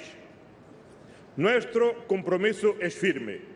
Primero, con la reforma de la arquitectura de financiación internacional, que tiene que ser más inclusiva, efectiva y representativa. Segundo, con la prioridad a movilizar nuevas fuentes de financiación. Y tercero, en el apoyo al marco común para la deuda del G20. Por eso hemos trabajado codo con todos vosotros para sacar adelante el compromiso de Sevilla. Un compromiso que nos muestra el camino para los próximos años. Un camino de desarrollo que no va a depender solo de la cantidad, sino también de la calidad de los mecanismos de ayuda. Un camino que fortalece estrategias y recursos nacionales con una mayor y más eficiente recaudación fiscal. Un camino que implica más y mejor al sector privado y que sienta las bases para optimizar los mecanismos para afrontar el problema de la deuda. Una hoja de ruta que aboga, en definitiva, por una arquitectura financiera internacional más justa, más inclusiva y adaptada a los desafíos globales. Estimados, el multilateralismo no atraviesa su mejor momento. Es verdad, pero resiste, está vivo. Hoy aquí lo estamos demostrando. Y mientras sigamos trabajando juntos, seguirá vivo, porque solo en conjunto podremos enfrentar el cambio climático, la pobreza, las desigualdades y construir una paz duradera. La Unión Europea seguirá comprometida con vosotros, por nuestro futuro y por nuestro planeta. Todos juntos seremos más fuertes. Muchas gracias.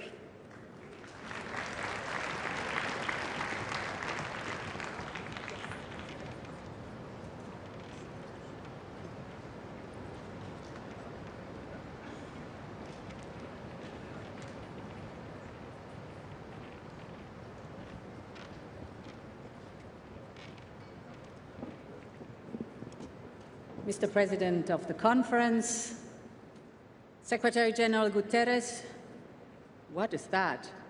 Can this lectern please go down again? So, thank you, that is good. Be patient with me. Fantastic. Secretary-General Guterres, Presidents, Prime Ministers, Excellencies, ladies and gentlemen, let me start with a basic fact. Last year, development aid worldwide stood at just over $200 billion. The Sustainable Development Goals annual investment gap, as Pedro Sánchez said, is in the trillions of dollars. To close this gap, we quite simply need a change of paradigm, new ways of mobilizing much more finance. This is a core of the Compromiso de Seville that we agreed today. And it is exactly what Europe aims to deliver together with our global partners. And let me make 3 points in 3 minutes. First, how to make the most of public investment. The European Union provides 42% of the world's development aid. We're proud of this, and our commitment is here to stay. At the same time, it is good that new donors are now stepping up. So why don't we combine forces, set up joint investment programs that play on our respective strengths for maximum impact? This is the agreement we've just reached with India to invest together in third countries. And we will extend the same offer to other rising donors who share our goals. My second point, domestic taxation. This is the most sustainable source of funding for services like healthcare or education. And the fair tax system is vital to attract private investment. This is why we must bring to life the G20 OECD agreement on international corporate tax rules. This will bolster revenues in developing economies. And it is also a matter of fairness, because everyone should pay their fair share. My third and last point, we need the private sector. The private sector must get on board. And this is at the heart of Europe's Global Gateway Investment Programme. We are attracting private capital in transformative development projects that create local growth and local jobs. In the first 3 years, Global Gateway has mobilized almost 180 billion euros in investment in our partner countries. Now we are on track to overshoot our initial target of 300 billion in 7 years. And at the Global Gateway Forum in October in Brussels, we will announce further progress. So, to conclude, our message today is simple. Europe is ready to invest and to innovate. In these times of global uncertainty, you can count on us to support multilateralism. And to my good friend Ngozi, I listened very carefully to you. You have my full support to reform WTO. Thank you very much, and I wish us a successful conference.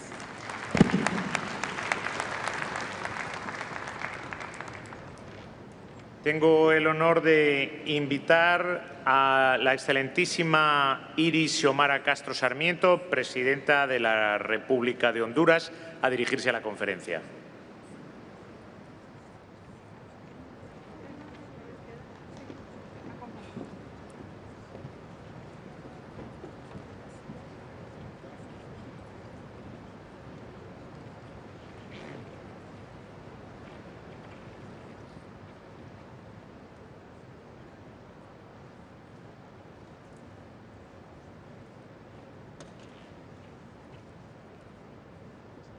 Buenos días, señores jefes de Estado, jefes de gobierno, representantes de Naciones Unidas, amigos y amigos.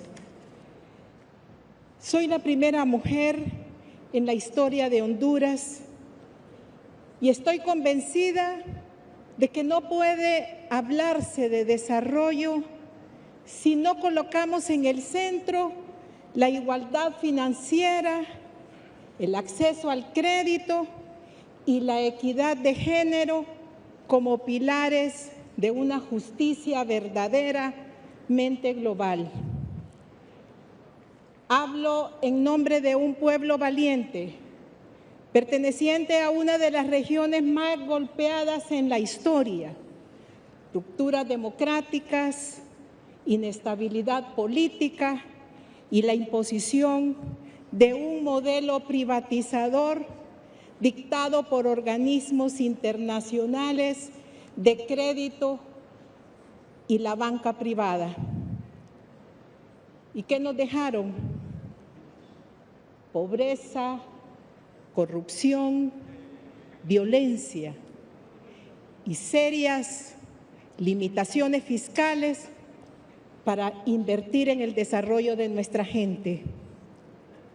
El expresidente del régimen anterior, Juan Orlando Hernández, hoy condenado en Nueva York a 40 años de prisión, durante 12 años y 7 meses de narcodictadura, con el apoyo de actores externos, desmanteló la base productiva del país, entregó privilegios a los grandes empresarios y exoneró de impuestos a los más poderosos, mientras abandonaba por completo la micro, pequeña y mediana empresa. Hoy en Honduras, las MIPYMES generan 8 de cada 10 empleos, pero su acceso al crédito es prácticamente nulo y cuando lo obtienen, pagan tasas elevadas e injustas. Este modelo neoliberal heredado nos dejó una recaudación tributaria del 17% del Producto Interno Bruto, muy por debajo del promedio latinoamericano y menos de la mitad de lo que recomienda la OCDE. La desigualdad es profunda.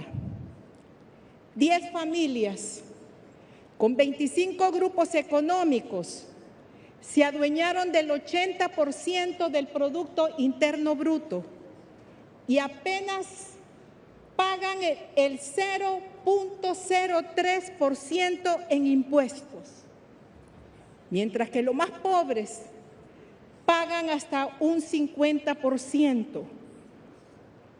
También controlan más del 40% del crédito bancario a tasas preferenciales.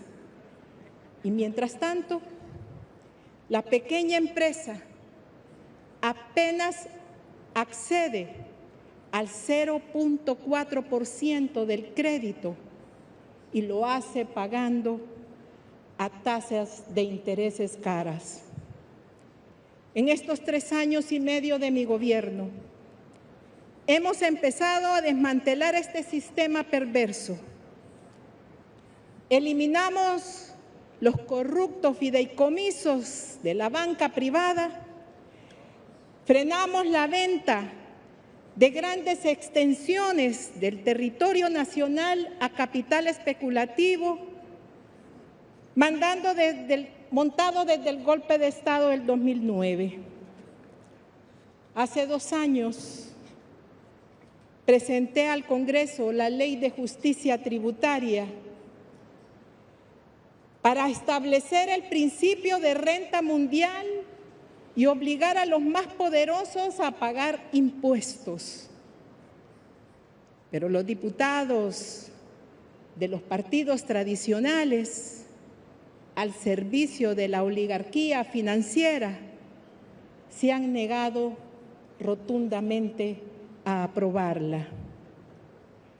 Y a pesar de todo esto, hemos logrado hasta ahora iniciar la reactivación de la olvidada por años banca agrícola, con créditos justos a pequeños productores.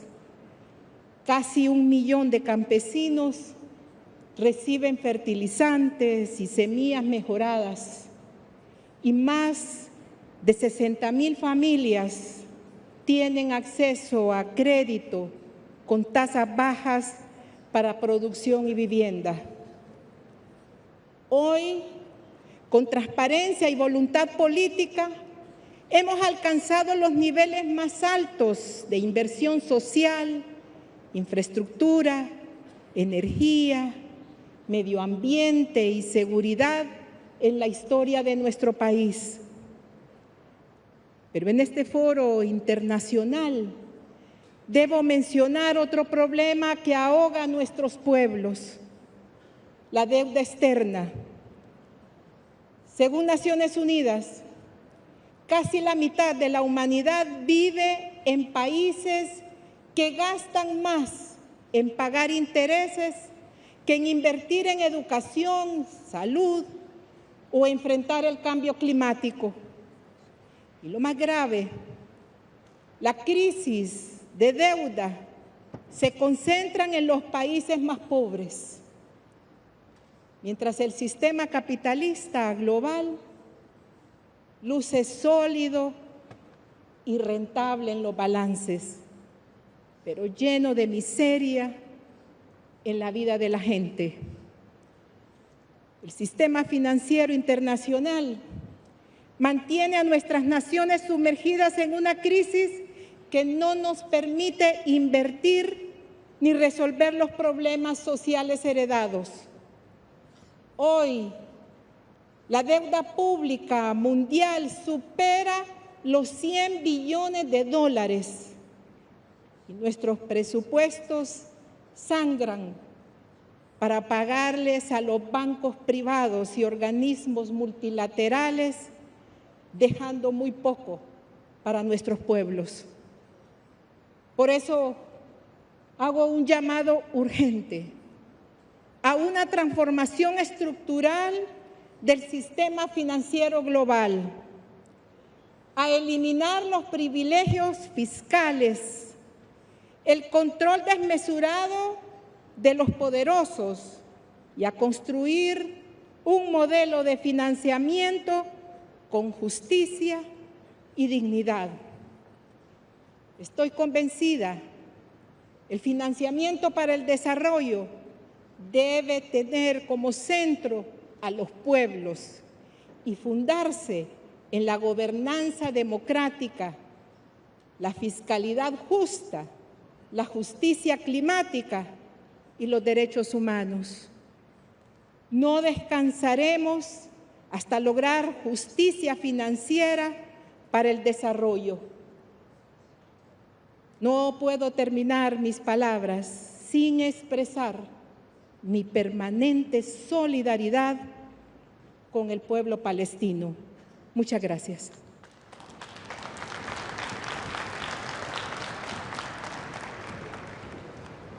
Gracias a la Presidenta de la República de Honduras. Tengo ahora el honor de invitar al excelentísimo señor Mohamed Ul-Sheikh El Ghazouani, Presidente de la República Islámica de Mauritania, a dirigirse a la conferencia.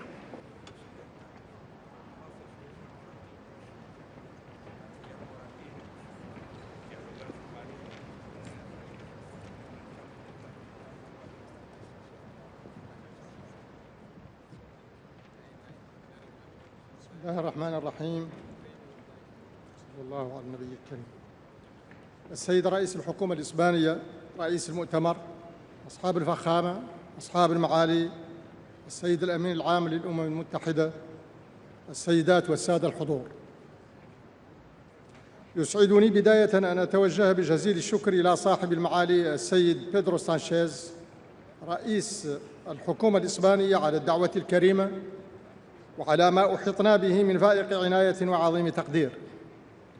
كما يطيب لي الإعراب عن تثميننا العالي للجهود المقدرة التي يبذلها صاحب المعالي أنطونيو غوتيريش وكافة الوكالات المتخصصة للأمم المتحدة في سبيل تنفيذ خطة عمل أديس أبابا 2015 والتزامات ميثاق المستقبل 2024، لا سيما ما يتعلق منها بترقية روح الشراكة والتضامن وتعزيز التعاون متعدد الأطراف لتهيئة بيئة مواتية للتنمية المستدامة وإصلاح نظام الحكامة المالية الدولية لإيجاد أنجع السبل إلى تمويل التنمية بنحو يكون أكثر فعالية وإنصافاً واستدامة.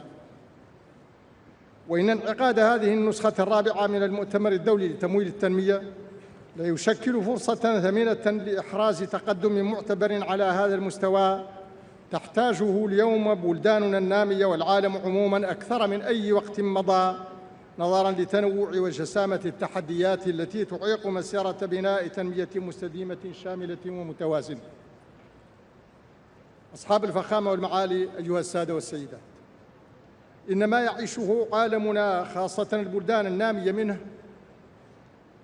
من انتشار للفقر والهشاشة وضعف البنى التحتية ونقص النفاذ إلى الخدمات الأساسية وتنامي العنف والإرهاب وتعدد بؤر النزاع والحروب وتدهور الوضع البيئي العام للكوكب لمؤشر جلي على ضآلة أمل الوصول إلى أهداف التنمية المستدامة في الأفق المنظور إذا ما استمرت المقاربات على ما هي عليه. فتحقيق هذه الأهداف يحتاج تعبئة موارد هائلة والتمكين من النفاذ إليها بنحو سلس منصف وفعال. ولذا بذلت بلادنا على غرار معظم البلدان النامية جهوداً كبيرة في تحسين مستوى تعبئة الموارد الذاتية بتصنيف جل أنشطة القطاع الموازي وتعزيز رقمنة الاقتصاد وترقية القطاع الخاص وتنمية الأسواق المالية وتحسين حكامة النظام الضريبي. غير أن الموارد التي يمكن للدول النامية تعبئتها ذاتياً مهما بلغت لا تلبي إلا جزءاً يسيراً من حاجاتها الإنمائية المتعاظمة، فالمعول عليه في المقام الأول ليسد هذه الفجوة هو التمويل الخارجي الذي يظل للأسف شحيحاً مجحفاً وغير منصف. ووعياً منها بذلك عملت معظم البلدان النامية على إحراز الشروط الضرورية لجلب الاستثمارات الخارجية من ترسيخ دولة القانون وتعزيز الشفافية ومحاربة الفساد وتحسين مناخ الأعمال إلى توفير العديد من الفرص الاستثمارية الواعدة، بيد أن آليات تمويل التنمية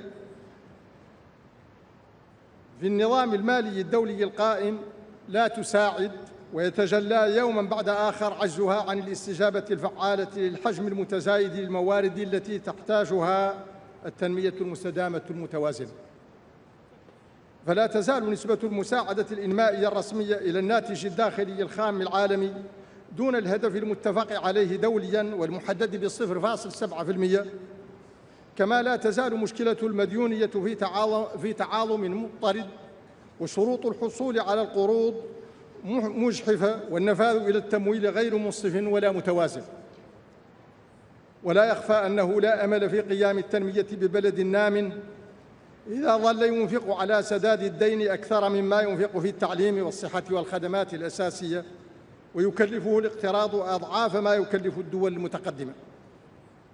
لا بد إذن من تعزيز التعاون المتعدد الأطراف بنحو يجدد الثقة والتضامن بين الشعوب والبلدان لإيجاد حلول تسد فجوة التمويل التنموي من خلال إصلاح الحكامة المالية الدولية وزيادة المساعدة الإنمائية الرسمية وإعادة هيكلة المؤسسات المالية الدولية وإلغاء أو إعادة هيكلة ديون هذه الدول على نحو يخلق الحيز المالي الضروري لاستثمارات أكثر استدامة. ومن ثم يجب علينا اعتماد آليات تمويل مبتكرة وخلق شراكات قوية تناسب التعقيدات المتزايدة للمشهد التنموي العالمي وتعوض التراجع في فرص التمويل التقليدية. هذا ما تمليه علينا مسؤوليتنا الجماعية تجاه مستقبلنا المشترك، وتقضي به حاجتنا المصيرية إلى انتشال كوكبنا من الضياع وبناء تنمية مستديمة شاملة توفر الأمن والازدهار لكل شعوب العالم. ولذا فإننا في الجمهورية الإسلامية الموريتانية نجدد التأكيد على كامل دعمنا لمخرجات هذه القمة الدولية الرابعة حول تمويل التنمية، واستعدادنا للإسهام في تنفيذ توصياتها وما تسفر عنه من التزامات ضمن تعهد إشبيليا بروح من الجدية والمسؤولية والتعاون البناء. أشكركم.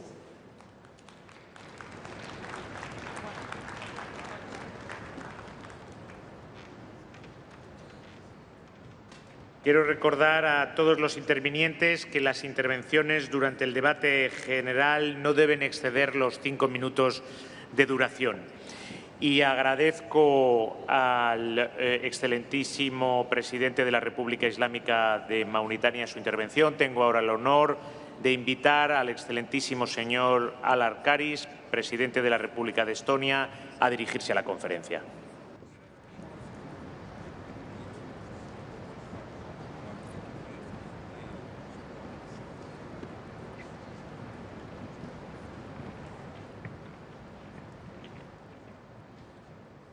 Honorably UN Secretary General Guterres, President of the Conference, esteemed organizers, dear colleagues. In the 10 years following the Addis Ababa Action Agenda, the development landscape has changed a lot. We are facing a growing number of challenges which are reducing the resource available for development financing. Recent shocks, including more frequent catastrophic climate events, trade tensions and growing debt burden, U-turns in national development policies, Russia's aggression against Ukraine, war unleashed in wider Middle East, and other defrozen conflicts have tightened global financing conditions and hindered, if not reversed, our progress towards their Sustainable Development Goal. Therefore, it is pertinent to ask, what shall we do more, differently or better to overcome this? Ladies and gentlemen, it is clear that sustainable development and its financing require cooperation between governments, international organizations, the private and non-profit sectors, and civil society. The challenges can overcome if everyone makes an effort and work together. We must be realistic and goal-oriented in our reforms, be more inclusive, including breaking development ceilings, for example, in middle-income countries. National ownership of one's own future is crucial. This includes strong domestic policy and reforms that enable development, increasing domestic resource mobilization, improving efficiency of public spending and absorption capacity, strengthening debt management, data transparency, halting corruption, and last but not least, improving democratic and human-centered governance. We can accelerate the development agenda by digitalization and harnessing artificial intelligence, but also by better access to financial services and economic empowerment of women. It is also important to involve private entities and financial institutions, including foreign capital, as their role has increased in channeling resources into sustainable economic activities. Investments in sustainable technologies and companies that adhere to social and economic standards will help us achieve the SDGs. Digitization of state services is one important accelerator of reform and effectiveness of governance. That is where public-private partnership has a potential to provide solutions. Estonia has an e-governance technology and platform and well-known track record of joint work on bilateral level with other nations and with international development institutions to this end. And we are more than willing to continue that endeavor. In addition, it is important to improve understanding of the importance of an awareness of financial and financing sustainable development. Investments are a financial decision, but also a valuable activity that supports the creation of our common sustainable future. To achieve this, it is necessary to create clear rules, but also use existing ones. Where needed, provide new incentives to encourage both local and foreign companies and individuals to contribute. It is also important to strengthen financial instruments, such as green bonds and sustainable development funds. These financial instruments allow for the raising of capital and its responsible and efficient channeling. There must also be a clear system of metrics and reporting to help monitor the impact of financing and ensure that resources are indeed used for their intended purposes. To conclude, financing sustainable development requires innovation, collaboration, and commitment. If we can invest wisely and responsibly, we can create a better future for our planet, society, and economy. Let me reiterate that Estonia is and will be a reliable and solid donor. Estonia's strength, education, and digital development are domains in which we share our 35 years of reform experience. To bring that forward, Estonia also pledges the upgrade of our GovStack initiative through the Seville platform for action. Let us move forward together, confident that sustainable development is possible and it includes everyone. The outcome document, Compromiso de Sevilla, shall be brought into action. Thank you very much for your attention.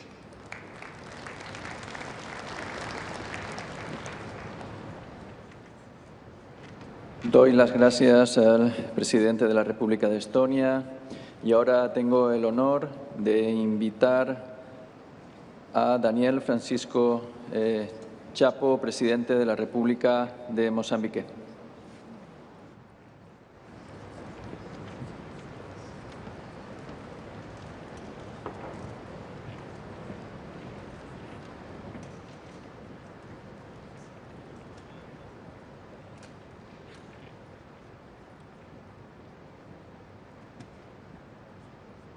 Sua Excelência, Sr. António Guterres, Secretário-Geral das Nações Unidas, Sua Excelência, Sr. Presidente eleito da 4ª Conferência Internacional sobre o Financiamento ao Desenvolvimento, Sua Excelência, Sr. Presidente do Governo da Espanha, Sua Excelência Denis Francis, Presidente da 69ª sessão da Assembleia Geral das Nações Unidas, Sua Excelência, Chefe de Estado e do Governo aqui presente, ilustres representantes de várias organizações, distintos convidados, minhas senhoras e meus senhores.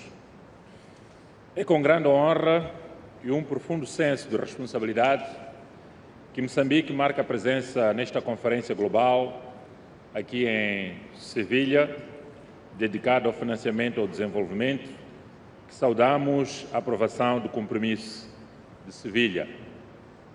Este encontro oferece uma oportunidade estratégica para refletirmos sobre soluções concretas, inovadoras, sustentáveis para os desafios financeiros que hoje enfrentamos os países em desenvolvimento e reafirmamos o valor da cooperação multilateral no cumprimento da Agenda 2030 das Nações Unidas. Moçambique tem registrado um percurso de crescimento econômico assinalável ao longo das últimas 2 décadas. No entanto, choques internos e externos recentes, como o terrorismo no norte do país, especialmente em alguns distritos da província de Cabo Delgado, eventos climáticos extremos, como cheias, inundações, ciclones, dada a nossa localização geográfica, têm provocado instabilidades sociais, têm vindo a contribuir à desaceleração da economia, afetando o emprego, principalmente para a juventude, a segurança alimentar e a capacidade do Estado de financiar setores essenciais como a saúde, a educação e as infraestruturas. Neste cenário exigente, temos reforçado o nosso compromisso com reformas estruturantes e com uma visão clara de transformação econômica expressa na nossa Estratégia Nacional de Desenvolvimento 2025-2044. Assente em 5 pilares interligados, que é a boa governação, infraestruturas estratégicas, industrialização, capital humano e sustentabilidade ambiental. Esta visão encontra ressonância com os princípios centrais desta conferência global, que é a necessidade de uma arquitetura financeira global mais inclusiva, com melhor acesso ao financiamento e maior equidade nas oportunidades para o país em desenvolvimento.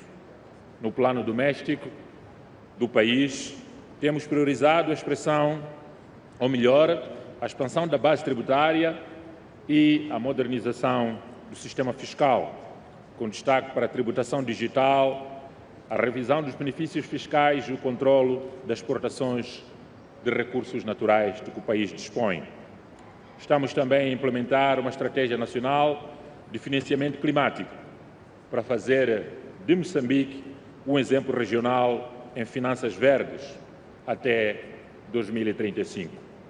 Saudamos a ênfase desta conferência em instrumentos inovadores, como o financiamento misto, e sublinhamos a necessidade urgente de fortalecer bancos nacionais de desenvolvimento com plataformas catalisadoras para o investimento em industrialização, incluindo as pequenas e médias empresas que dinamizam a economia e a agricultura como a base do desenvolvimento. Minhas senhoras e meus senhores, com base nesta visão, Moçambique apresenta um conjunto conciso de propostas estratégicas alinhadas com os resultados esperados desta conferência. A notar, nova parceria global para o financiamento climático baseado em resultados, com foco em países altamente vulneráveis, baixa emissão de carbono e projetos de adaptação. Criação de bancos de desenvolvimento nacionais e regionais, voltados para o financiamento da industrialização rural, das pequenas e médias empresas e da economia verde. Plataforma continental de inclusão financeira digital, com enfoque em jovens e mulheres, promovendo o acesso a microinvestimentos via fitness africanas. Mecanismos multilaterais para a gestão sustentável da dívida, com a inclusão de transparência e incentivos ao investimento. Compacto global de formação a capital humano, com centros regionais de excelência. Por isso, para terminar, queremos propor um novo modelo de cooperação que coloca o financiamento climático, a industrialização inclusiva e a capacitação estratégica no centro de prioridades mundiais. Estamos confiantes de que, com a colaboração da comunidade internacional, e de boas práticas, podemos construir um futuro mais justo, resiliente e sustentável para todos. Moçambique reafirma o seu compromisso de não deixar ninguém para trás e apela à construção de uma nova arquitetura financeira internacional que veja os desafios africanos não como limitações, mas como oportunidades de transformação partilhada a nível global. Muito obrigado pela atenção dispensada e vamos juntos trabalhar. Muito obrigado.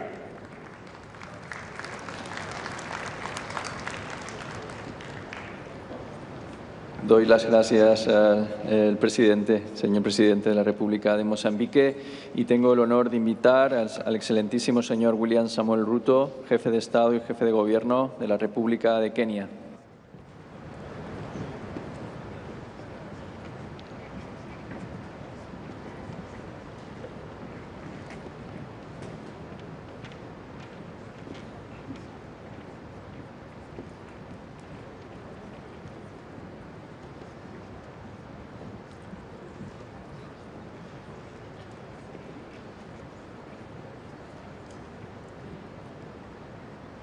Excellencies, ladies and gentlemen, I address this fourth Financing for Development Summit at a defining moment for global cooperation. The agreed outcome document signals a renewed, if not hard-won, commitment to multilateralism and equitable development. I welcome its emphasis on national ownership and sovereignty. For those of us from Africa, Africa's development is first, our foremost responsibility. We approach it with purpose and determination. Yet, strong global partnerships remain essential to our collective success. Calls for greater flexibility in ODA are steps in the right direction. I am encouraged by the recognition of trade and industrialization as drivers of structural transformation. No country has achieved lasting prosperity without manufacturing and export diversification. Africa is ready, poised, and prepared to become the next frontier of global production and innovation. I also welcome the focus on debt, liquidity, and the cost of capital. There is now consensus on the need for a development-oriented sovereign debt architecture, where public debt is an instrument for development, not a trap for distress. Additionally, effective debt management and crisis prevention, including debt transparency and responsible borrowing and lending, are key, while lowering borrowing costs and expanding fiscal space is essential for sustainable development. It is imperative to have debt sustainability and credit assessments that are accurate, objective, and long-term oriented.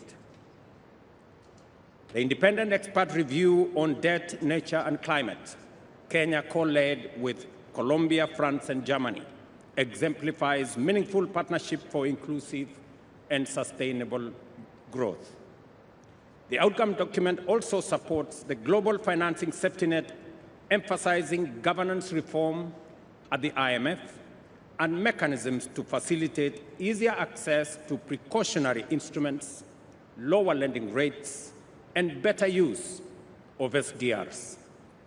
The inclusion of SDRs rechanneling, support for capital adequacy framework, and efforts to incorporate multidimensional vulnerability into financial access signals real progress.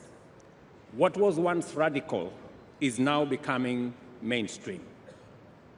We finally have a consensus, ladies and gentlemen, on reforming the international financial architecture. This outcome document now calls for strengthening global economic governance by enhancing the voice and representation of developing countries in international financial institutions. Let us be clear. Without affordable capital and open markets, progress will stall. High debt premiums cannot be fixed by technical adjustments alone. Credit rating agencies also need to change their understanding of African economies.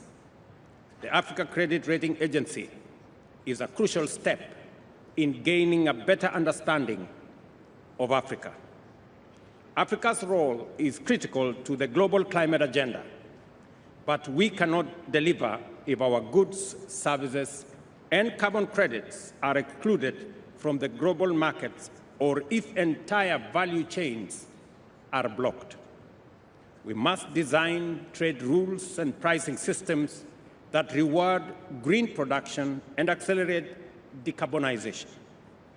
Africa must be part of that solution, transforming green premiums into green discounts. While I respect the document structure from domestic to global resources, let us not confuse form with priority. Public international finance remains indispensable. Africa is not asking for favors. We are asking for fairness, partnership, and investment. I urge the United States of America to reconsider its position and call on other member states with reservations on parts of this consensus to fully support the outcome document. The world's and Africa's futures are inseparable. Together, let us walk this path with honesty, urgency, and resolve. Kenya certainly will. And I thank you.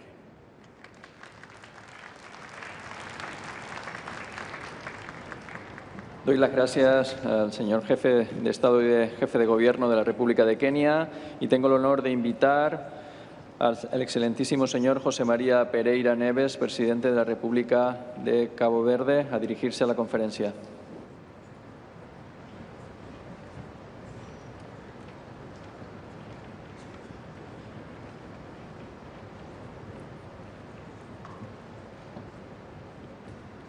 Monsieur le secrétaire général, Mesdames et Messieurs les chefs d'État et de gouvernement, distingués délégués,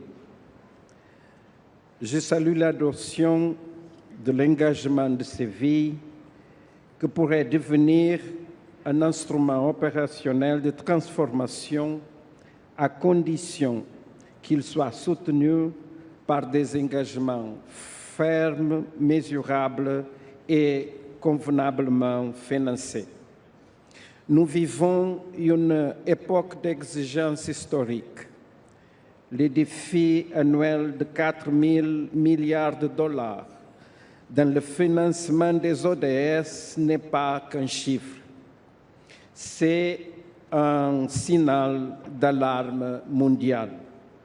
Il reflète les asymétries structurelles de l'architecture financière internationale qui continue de pénaliser les pays en développement, en particulier les petits États insulaires en développement.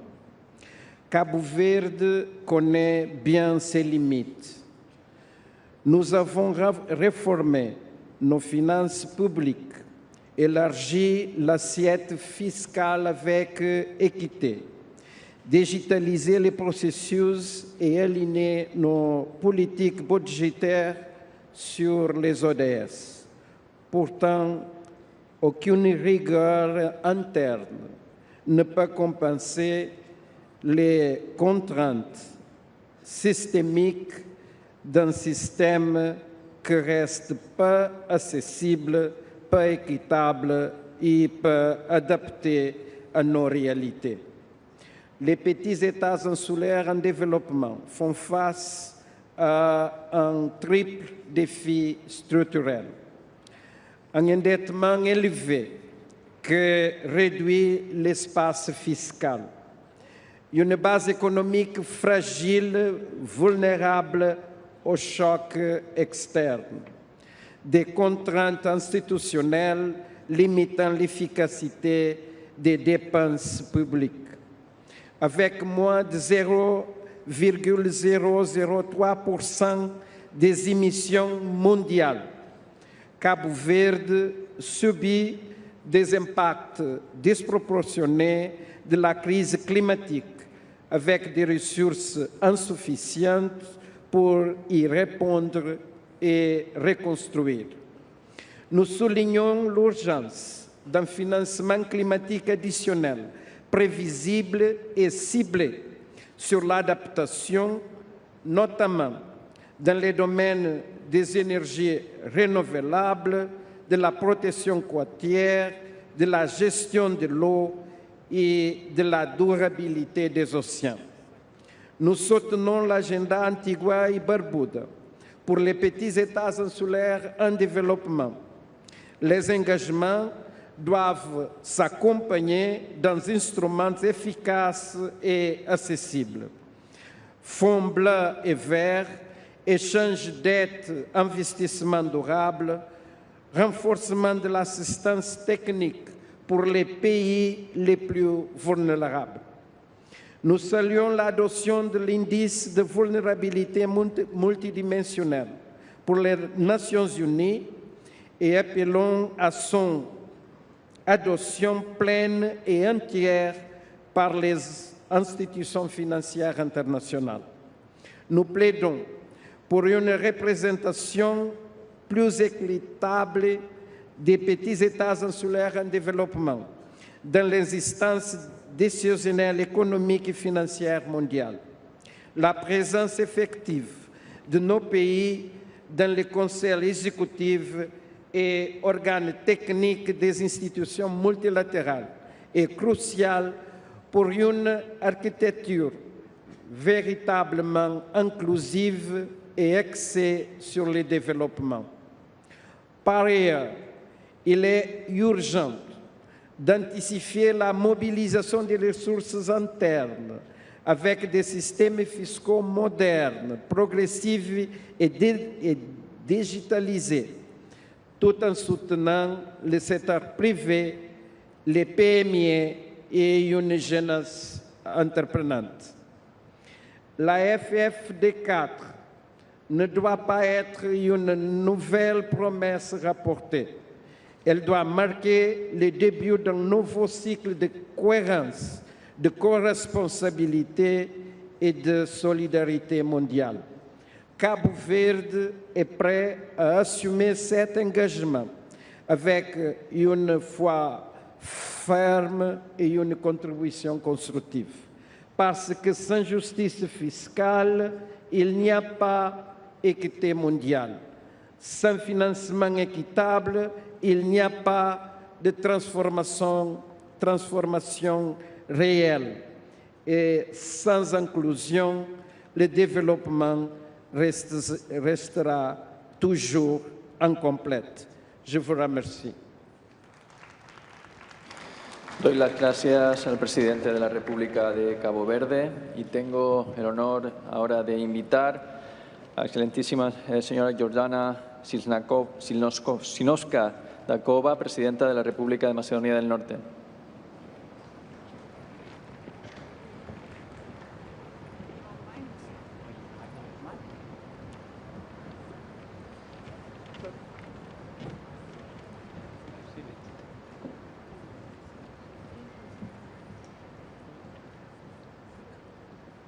Your Excellencies, ladies and gentlemen, I wish to extend my heartfelt gratitude to our Spanish hosts for organizing this 4th International Conference on Financing for Development in Seville.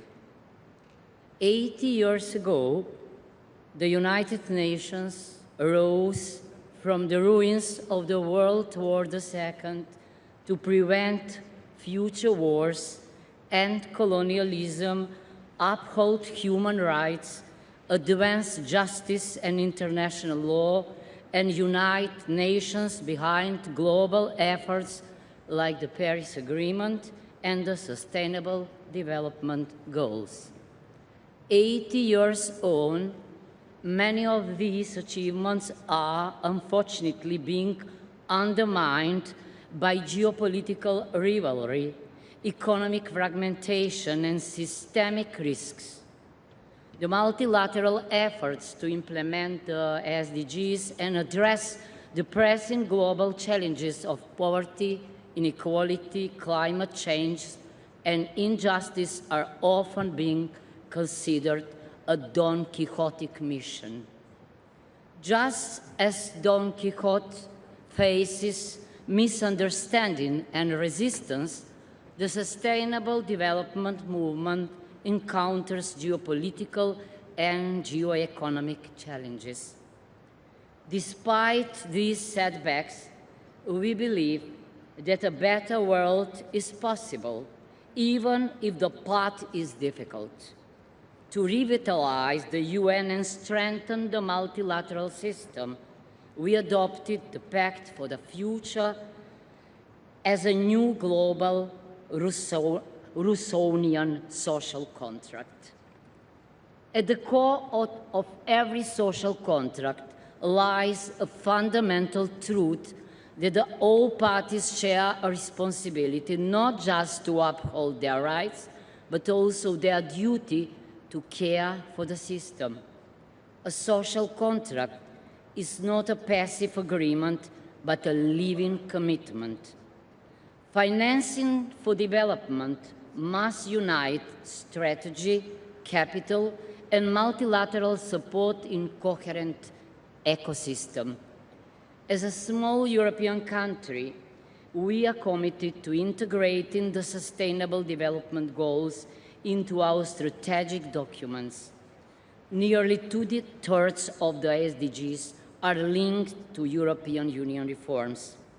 The latest UN Sustainable Development Cooperation Framework aligns with our National Development Strategy 2024-2044. To bridge the gap between ambition and reality, we need access to fair finance and cooperative partnerships. On our journey toward a better future, trusted partners like UN agencies and the development agencies of countries like Austria, Germany, Japan, Slovakia, Sweden, Switzerland, Turkey, UK, and others work with us. They bring experience, resources, and support to strengthen our communities by helping ensure that every project truly reaches the people. At the same time, investment banks are helping us turn ideas into tangible progress. Through the Green Finance Facility, the European Bank for Reconstruction and Development promotes just energy transition and supports us address air pollution and climate change. The World Bank focuses on poverty reduction, healthcare, and education.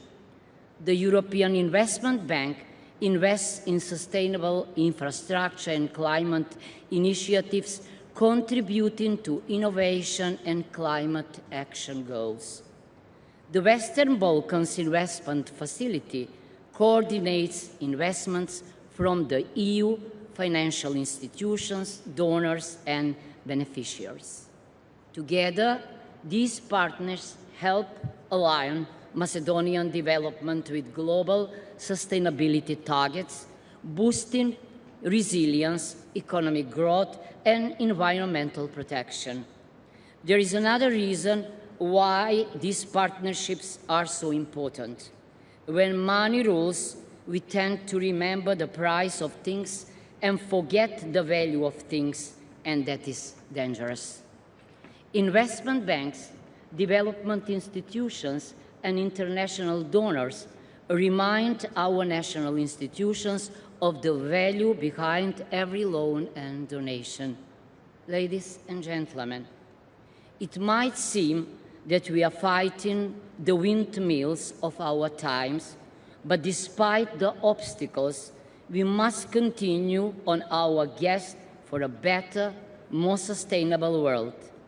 Being a responsible party of the global social contract, we support the Seville commitment on financing for development.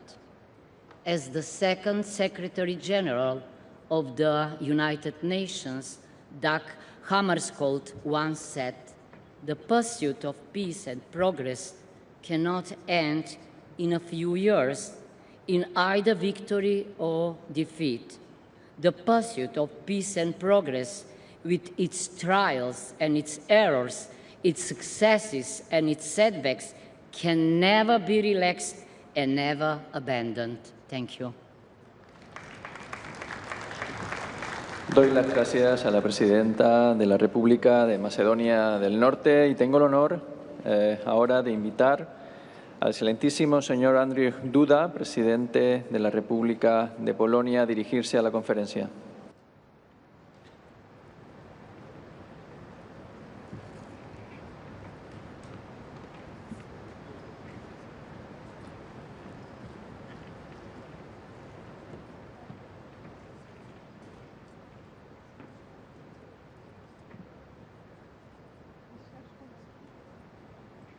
Esteemed Mr. President, distinguished representatives of states and international organizations, distinguished delegates, excellencies.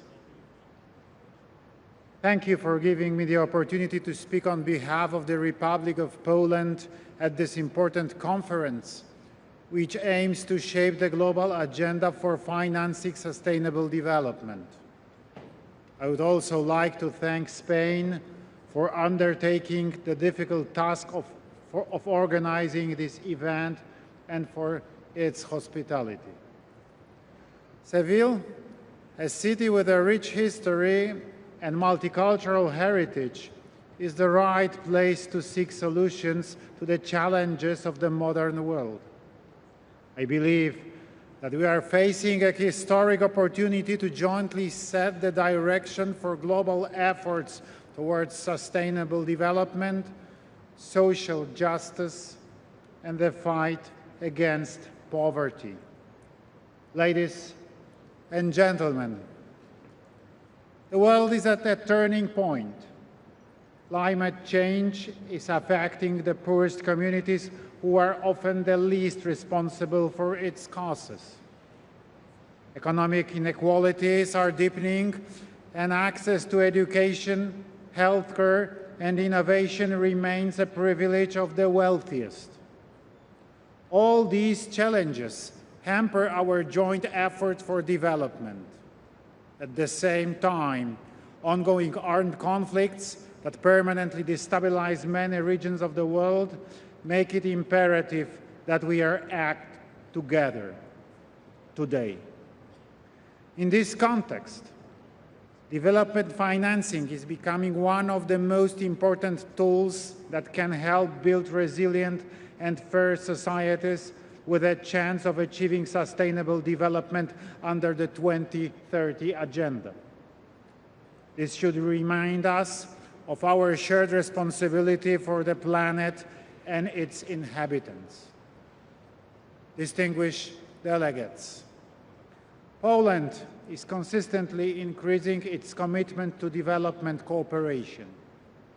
This is reflected in a significant increase in our financial contributions to numerous projects in Africa, Asia, and Eastern Europe. Our activities focus on areas that are key to sustainable development: education, healthcare, infrastructure development, and preventing climate change. At the same time, we pay attention to issues such as building resilience, reducing inequalities, and ensuring global food security. We believe that effective development cooperation requires the efforts of all parties involved, which is why our projects are based on the principles of partnership, respect for local needs, and long-term perspective.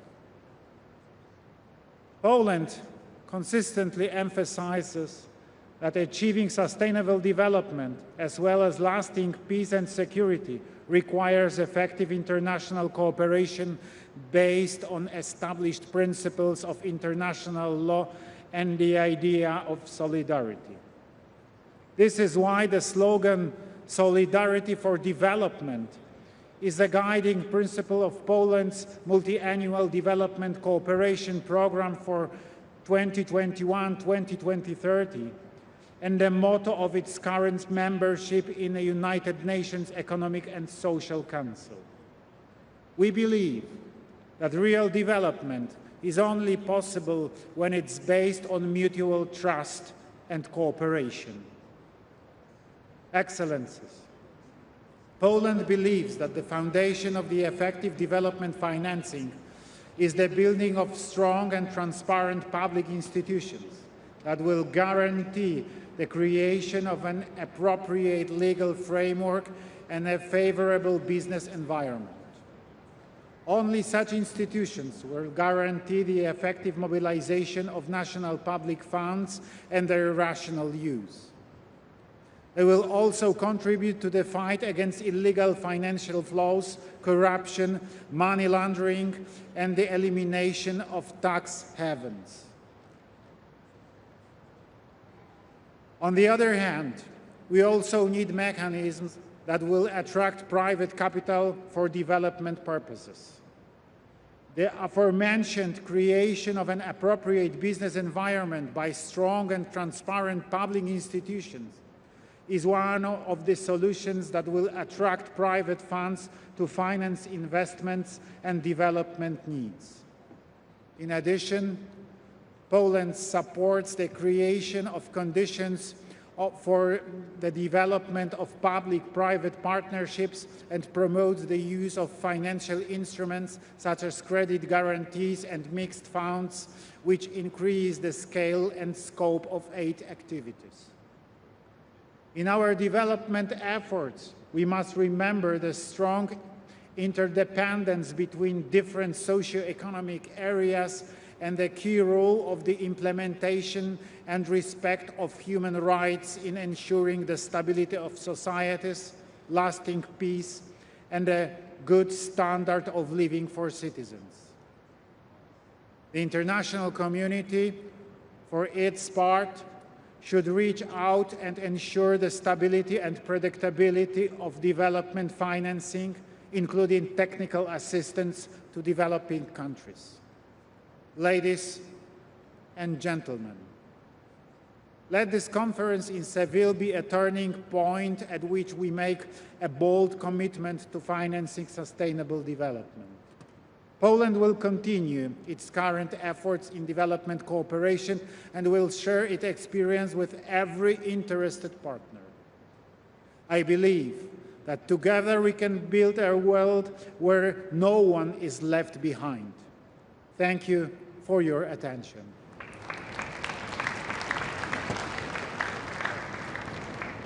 Doy las gracias al señor presidente de la República de Polonia y tengo el honor de invitar al excelentísimo señor Umaro Sissoco Embaló, presidente de la República de Guinea-Bissau, a dirigirse a la conferencia.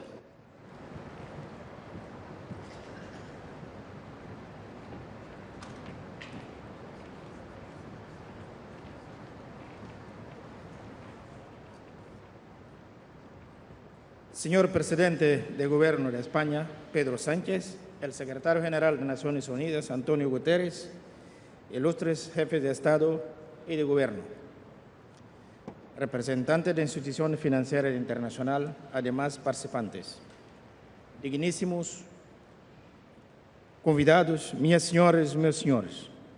Gostaria, em primeiro lugar, de agradecer às autoridades espanholas e, em particular, ao primeiro-ministro Pedro Sánchez, pelo acolhimento que nos foi reservado. Aproveito igualmente para felicitar pelas excelentes condições criadas para acolher e assegurar o pleno sucesso deste importante evento. Excelências, minhas senhoras e meus senhores, esta é a quarta Conferência Internacional sobre o Financiamento para o Desenvolvimento.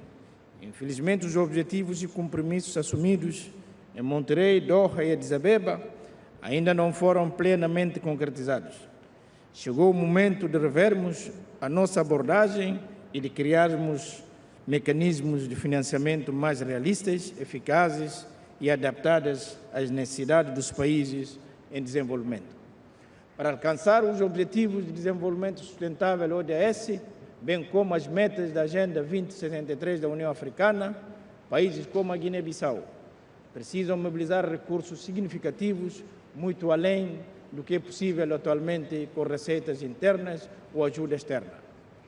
A nível nacional, continuamos a enfrentar difíceis financiamentos em setores essenciais como a saúde, a educação, a agricultura, as infraestruturas e a adaptação às mudanças climáticas. Esses déficits são agravados por fatores externos como a instabilidade dos mercados internacionais, o difícil acesso ao crédito devido às elevadas taxas de juros, os efeitos das alterações climáticas, assim como pelo impacto econômico imprevisíveis dos conflitos armados e crises geopolíticas globais. O peso da dívida externa torna mais difícil o investimento em prol do desenvolvimento sustentável para os países do Sul.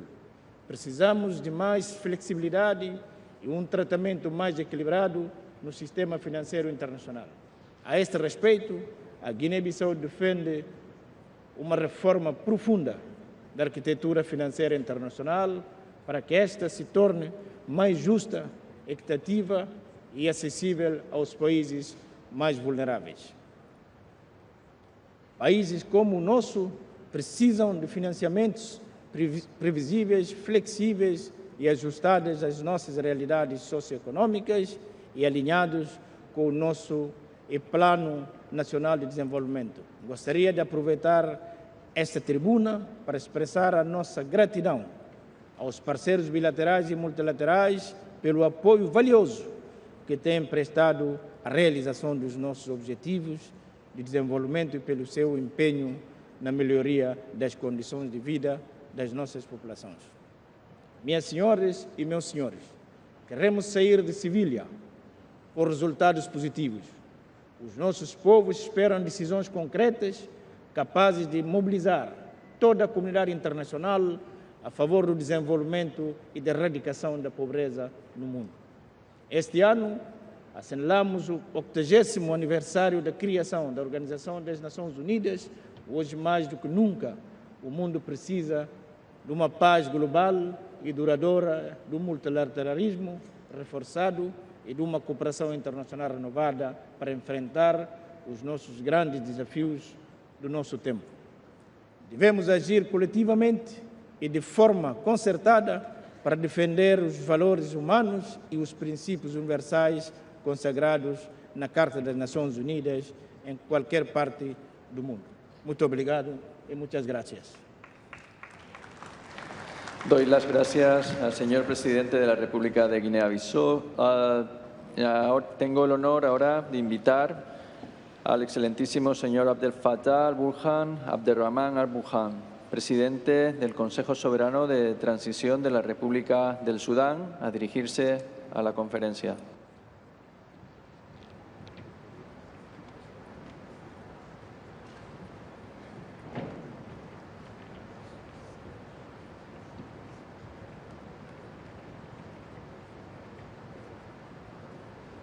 بسم الله الرحمن الرحيم.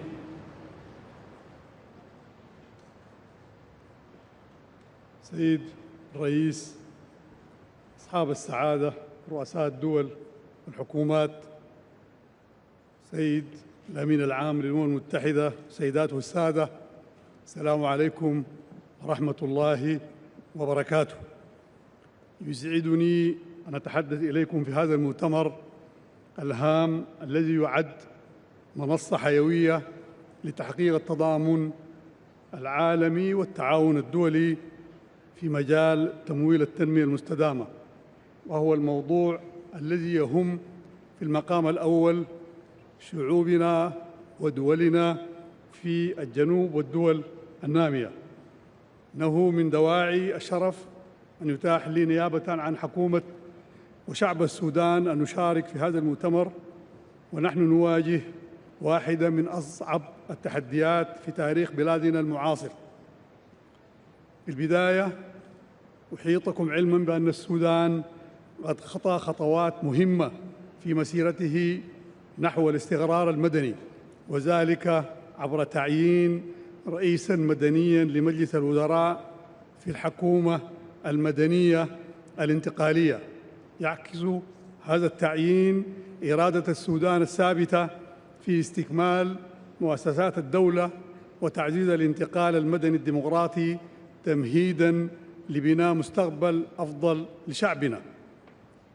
سيد الرئيس، الحضور الكرام، ينعقد هذا المؤتمر في ظل تحديات عالمية جسيمة، بدءاً من النزاعات المسلحة المستمرة وأزمات المناخ الحادة التي تهدد الأمن الغذائي والمالي والمائي، إلى اضطرابات الأسواق المالية وتنامي أعباء الديون التي تثقل كاهل العديد من الدول النامية، علاوة على تباطؤ ملحوظ في تحقيق أهداف التنمية المستدامة بحلول العام 2030. في هذا الإطار الدولي الصعب يمر السودان بظرف استثنائي، إذ يعاني من تداعيات حرب عدوانية مدمرة منذ أبريل 2023 إثر تمرد ميليشيا خارج عن القانون وعلى مؤسسات الدولة، مما أدى إلى تدمير واسع للبنية التحتية الأساسية وأزمات إنسانية حادة. سيد الرئيس، رغم هذه المحن الجسيمة فإن شعب السودان لا يزال متمسكاً بالأمل، راغباً في الانخراط البناء مع المجتمع الدولي لإعادة بناء وطنه المنكوب وتحقيق تطلعات التنمية والسلام وهزيمة كل مخططات التآمر والاستهداف. كما تفضل السيد الأمين العام وبعض المتحدثين، لا نريد تعاطف ولا نطلب مساعدات مؤقتة، بل نطالب بدعم مستدام قائم على إنصاف حقيقي ونظام دولي عادل يمكن السودان والدول النامية الأخرى من النهوض للوفاء بالالتزامات التنموية. لقد برهنت أزمة السودان بما لا يدع مجال للشك أن النظام المالي العالمي الراهن يحتاج إلى إصلاح جذري بما يحقق العدالة والتوازن والتمثيل العادل للدول النامية في مراكز صنع القرار. نحن بحاجة إلى نظام مالي دولي أكثر عدلاً وشمولاً يعكس تطلعات ومصالح الدول النامية ويمنحها صوتاً فاعلاً في رسم السياسات الدولية. ندعو كذلك إلى إصلاح المؤسسات المالية العالمية لجعلها أكثر مرونة وقدرة على الاستجابة السريعة للأزمات ومتطلبات التنمية المستدامة. السيدات والسادة، التنمية لا تزدهر إلا في ظل السلام والاستقرار، وشعب السودان رغم جراحه العميقة يتطلع إلى بناء شراكة دولية جديدة قائمة على الاحترام المتبادل واحترام السيادة الوطنية والمصالح المشتركة. ختاماً، شكرنا لمملكة وملك إسبانيا وحكومته وشعبه على حفاوة الاستقبال وكرم الضيافة، وشكرنا للسيد الأمين العام للأمم المتحدة على جهوده المستمرة في سبيل إحياء دور فاعل للأمم المتحدة. نرجو ونتمنى أن يخرج هذا المؤتمر بتوصيات تترجم إلى التزامات ثم خطط عمل ملموسة لإصلاح النظام المالي العالمي الدولي تمكن شعوب الجنوب وشعوب الدول النامية من النهوض والازدهار. شكرا جزيلا. Doy las gracias al presidente del Consejo Soberano de Transición de la República del Sudán y tengo ahora el honor de invitar al excelentísimo señor Gustavo Francisco Petro Urrego, presidente de la República de Colombia, a dirigirse a la conferencia.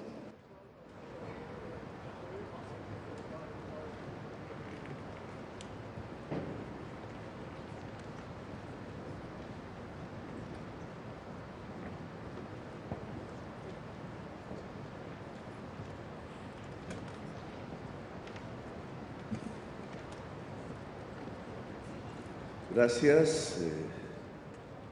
Creo que ya en sucesivos eventos internacionales he tratado en mis alocuciones de tratar de centrarme en lo que creo es la agenda mundial prioritaria, dada la capacidad de los problemas que afrontaríamos en esa agenda, el potencial que tienen de destrucción de la vida y de la humanidad.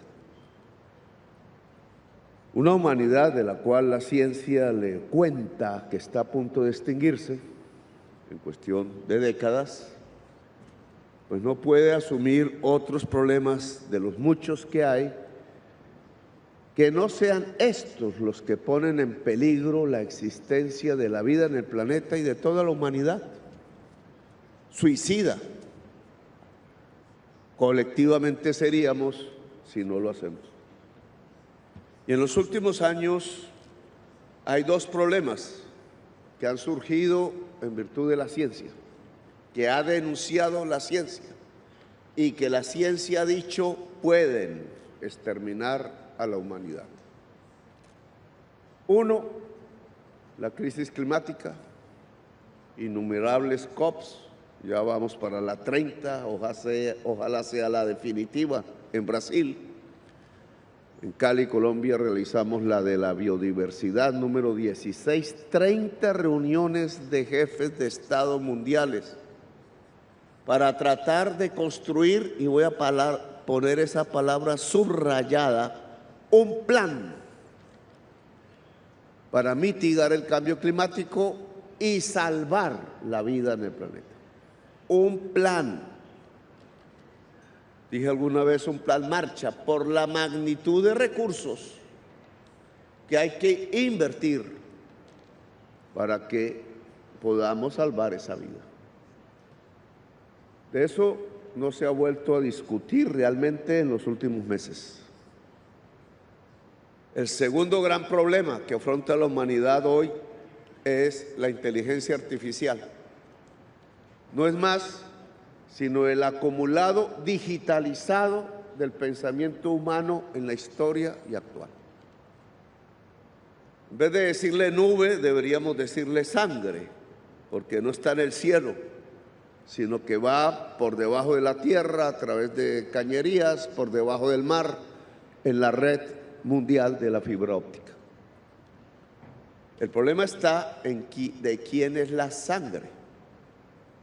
Si de 5 megamillonarios que se han apropiado a través de redes de la información, de los bits que hoy constituyen el pensamiento humano colectivo, o de la humanidad como un bien común, y que por tanto exige un tratado internacional multilateral para regular el mercado de la inteligencia artificial y no permitir que los propietarios de la sangre, de la información, controlen a la humanidad, sino que la humanidad pueda controlar la inteligencia artificial.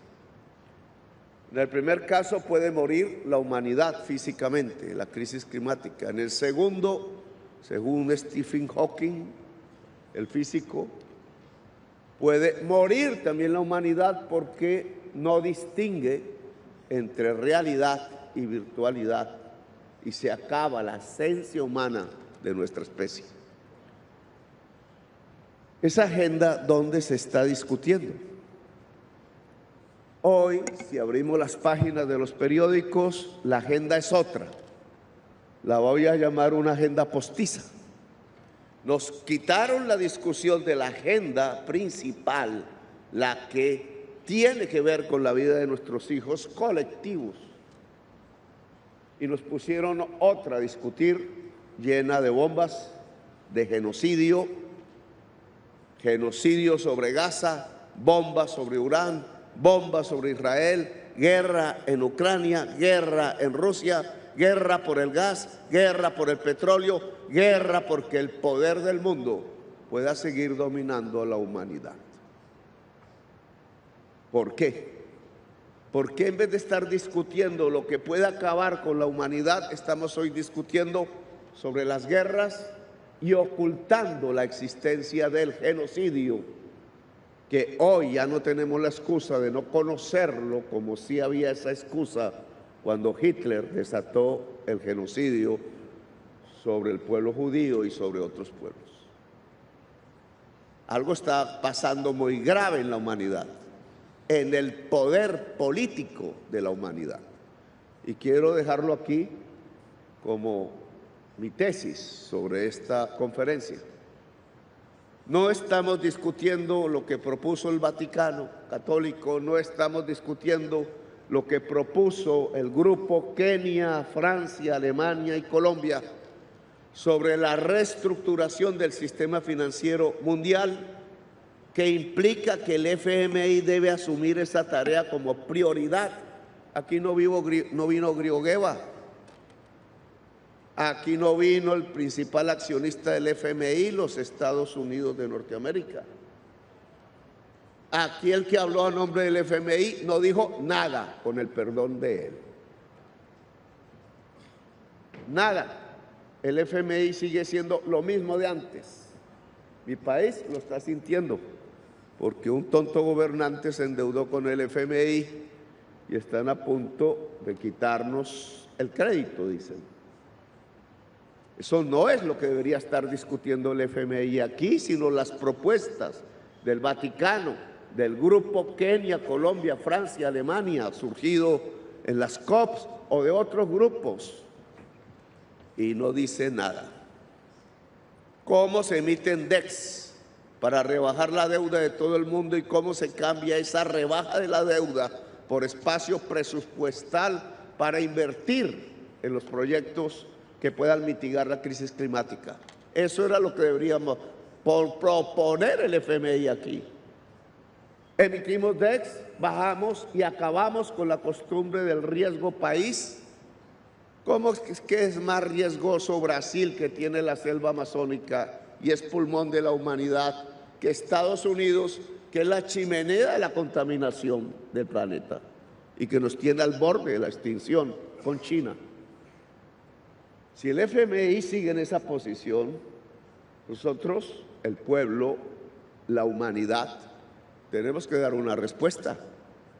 Si el FMI no es capaz de reestructurarse ya frente a los principales problemas de la humanidad, porque su accionista principal está divertido tirando bombas y asociado a un genocida, pues el FMI se tiene que liquidar como institución multilateral del mundo. Y habría que construir otra. O si no, perece la especie humana. Y esta es, creo, la discusión que tenemos que empezar y rápidamente, porque no tenemos tiempo a dar en las sesiones de las Naciones Unidas. ¿Por qué hay una agenda postiza? Porque da votos. Y voy a terminar con estas palabras. En los países poderosos de Europa y los Estados Unidos de Norteamérica, el voto electoral mayoritario es ario, blanco, les decimos nosotros.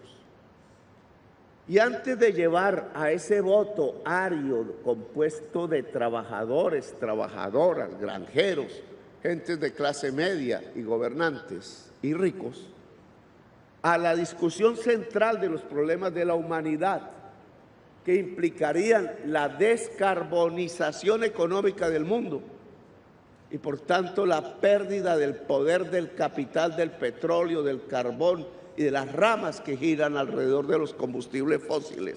Antes de asumir esa discusión que la ciencia nos demanda, se prefiere subordinar a unos intereses petroleros, de productores, de consumidores, de tecnologías y de mercados alrededor de tecnologías fósiles, el capital fósil le llamo yo, y entonces hay que llevar al electorado a creer un fetiche, una mentira, que el culpable de la posibilidad de que su salario caiga o sea despedido es el migrante.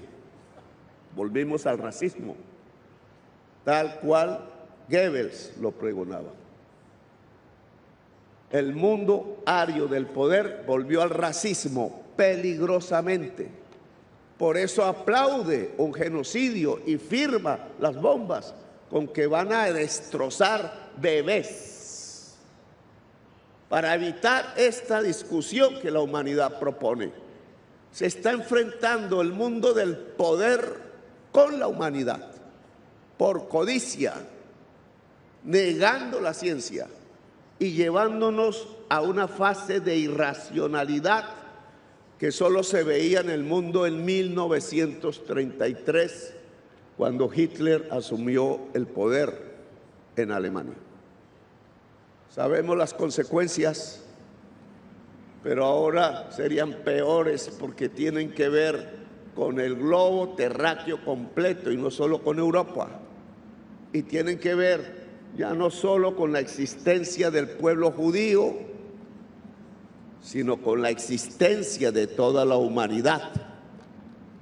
El pueblo judío ya no es el pueblo escogido de Dios, es la humanidad el pueblo escogido de Dios y está a punto de sucumbir en su propio invento, que es la codicia y un sistema económico que sustenta la codicia sobre la base del consumo intenso de combustibles fósiles derivados de la muerte y está a punto de matarnos. Yo propongo una cosa, dadas las circunstancias. Aquí no está Estados Unidos, aquí no vino Grioveva, aquí habemos muchos pueblos interesados en no morir, en no extinguirnos, en mitigar la crisis climática y adaptarnos. Pues hay que articular las reuniones de representantes de estados, naciones, reyes, monarcas, presidentes elegidos democráticamente, primeros ministros, etcétera, con reuniones que convoquen a las fuerzas sociales vitales de la humanidad. Encuentro entre pueblos, no solo entre estados. Encuentro entre obreros, no solo entre estados. Encuentro de campesinos, no solo de estados. Encuentro de mujeres por continentes, no solo de estados. Encuentro de jóvenes, no solo de estados. De tal manera que se empiece a construir un nuevo sujeto histórico, la humanidad. Los Estados-naciones estamos a punto de perecer en el intento de ser eficaces asumiendo la verdadera agenda mundial de la humanidad. La humanidad puede ser más eficaz. Es la hora de los pueblos, es la hora de las calles, es la hora de poner la transformación económica y social de cara a la vida y de cara a la humanidad. Gracias, muy amables.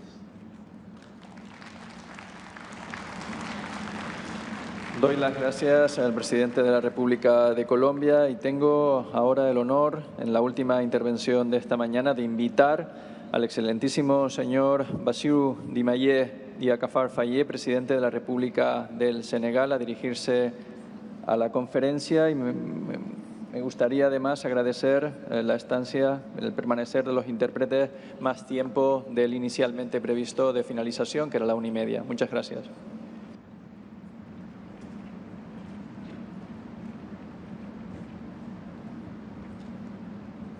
Monsieur le Président, Mesdames, Messieurs les chefs d'État et de gouvernement, Mesdames, Messieurs, avant tout propos, je voudrais remercier les autorités espagnoles pour l'accueil chaleureux qui nous a été réservé. Avec la tenue de cette 4e conférence internationale sur le financement du développement, l'Espagne réaffirme son engagement en faveur de l'idéal de progrès pour tous, à l'heure où le monde traverse une crise multiforme qui risque de reléguer au second plan l'agenda pour le développement. Je félicite le gouvernement espagnol et la présidence de la conférence pour la bonne conduite des travaux. J'encourage le secrétaire général des Nations Unies et tous les acteurs mobilisés autour de l'engagement de Séville pour l'action, un document ambitieux qui marque une étape importante dans notre quête collective d'un financement du développement durable plus innovant, plus solidaire et plus efficace. Mais afficher nos ambitions ne suffit pas. Avancer sur le chemin du développement durable et solidaire requiert de l'action. Premièrement, la réforme de la gouvernance économique et financière mondiale afin de corriger les déséquilibres systémiques hérités du passé et qui continuent d'entraver nos efforts internes de développement. C'est pourquoi le Sénégal soutient l'appel du document final de Séville pour une gouvernance économique mondiale plus inclusive et plus équitable, y compris par une participation plus conséquente des pays du Sud dans le processus décisionnel des institutions de Bretton Woods, notamment le FMI et la Banque mondiale.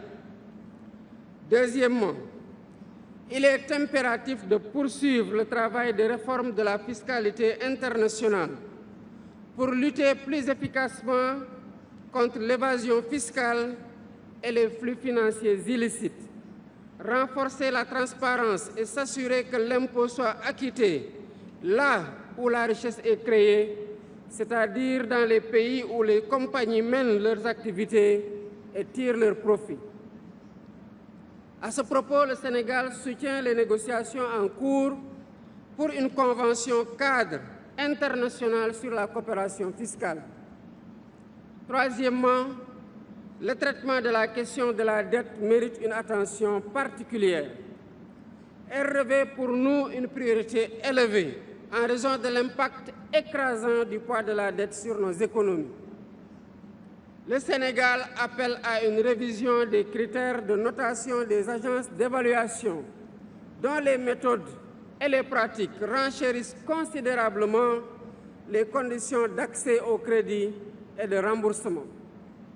Il nous faut convenir de mécanismes de restructuration plus justes, plus diligentes et plus prévisibles, avec des clauses de suspension automatique en cas de choc. Cette mesure prévue dans la déclaration de Séville envoie un signal positif qu'il urge de concrétiser au titre de la mobilisation des financements pour le développement. Quatrièmement, les programmes de financement doivent obéir aux besoins spécifiques des pays les plus vulnérables, notamment africains, les PMA, les petits États insulaires en développement et des pays à revenus intermédiaires. Le Sénégal appuie l'appel pour le renforcement des mécanismes de financement privés à travers des instruments innovants, tout en assurant une régulation efficace pour éviter le greenwashing ou éco-blanchiment et garantir un impact réel sur les objectifs de développement durable. Les pays africains ont besoin également d'accéder à des ressources concessionnelles et mixtes conséquentes pour financer les secteurs indispensables à leur développement, y compris les droits de tirage spéciaux, dont le système d'allocation devrait être amélioré pour plus d'équité. Mesdames, Messieurs, le nouvel ordre mondial que nous appelons de tous nos vœux ne pourra voir le jour que si l'humain et l'humanité occupent véritablement le cœur des relations internationales. Cela exige de faire de certaines priorités des leviers d'action incontournables dans l'éducation, l'accès à la santé, le renforcement des systèmes de protection sociale, une transition climatique juste et équitable, l'autonomisation des femmes et des jeunes.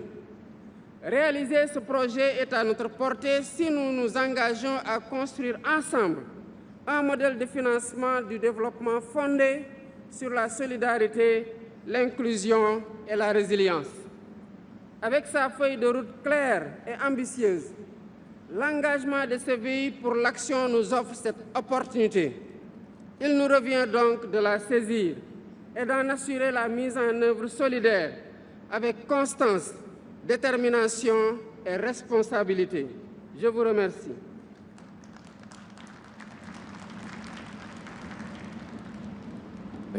Doy las gracias al presidente de Senegal. Hemos escuchado la última intervención en el debate general de esta sesión.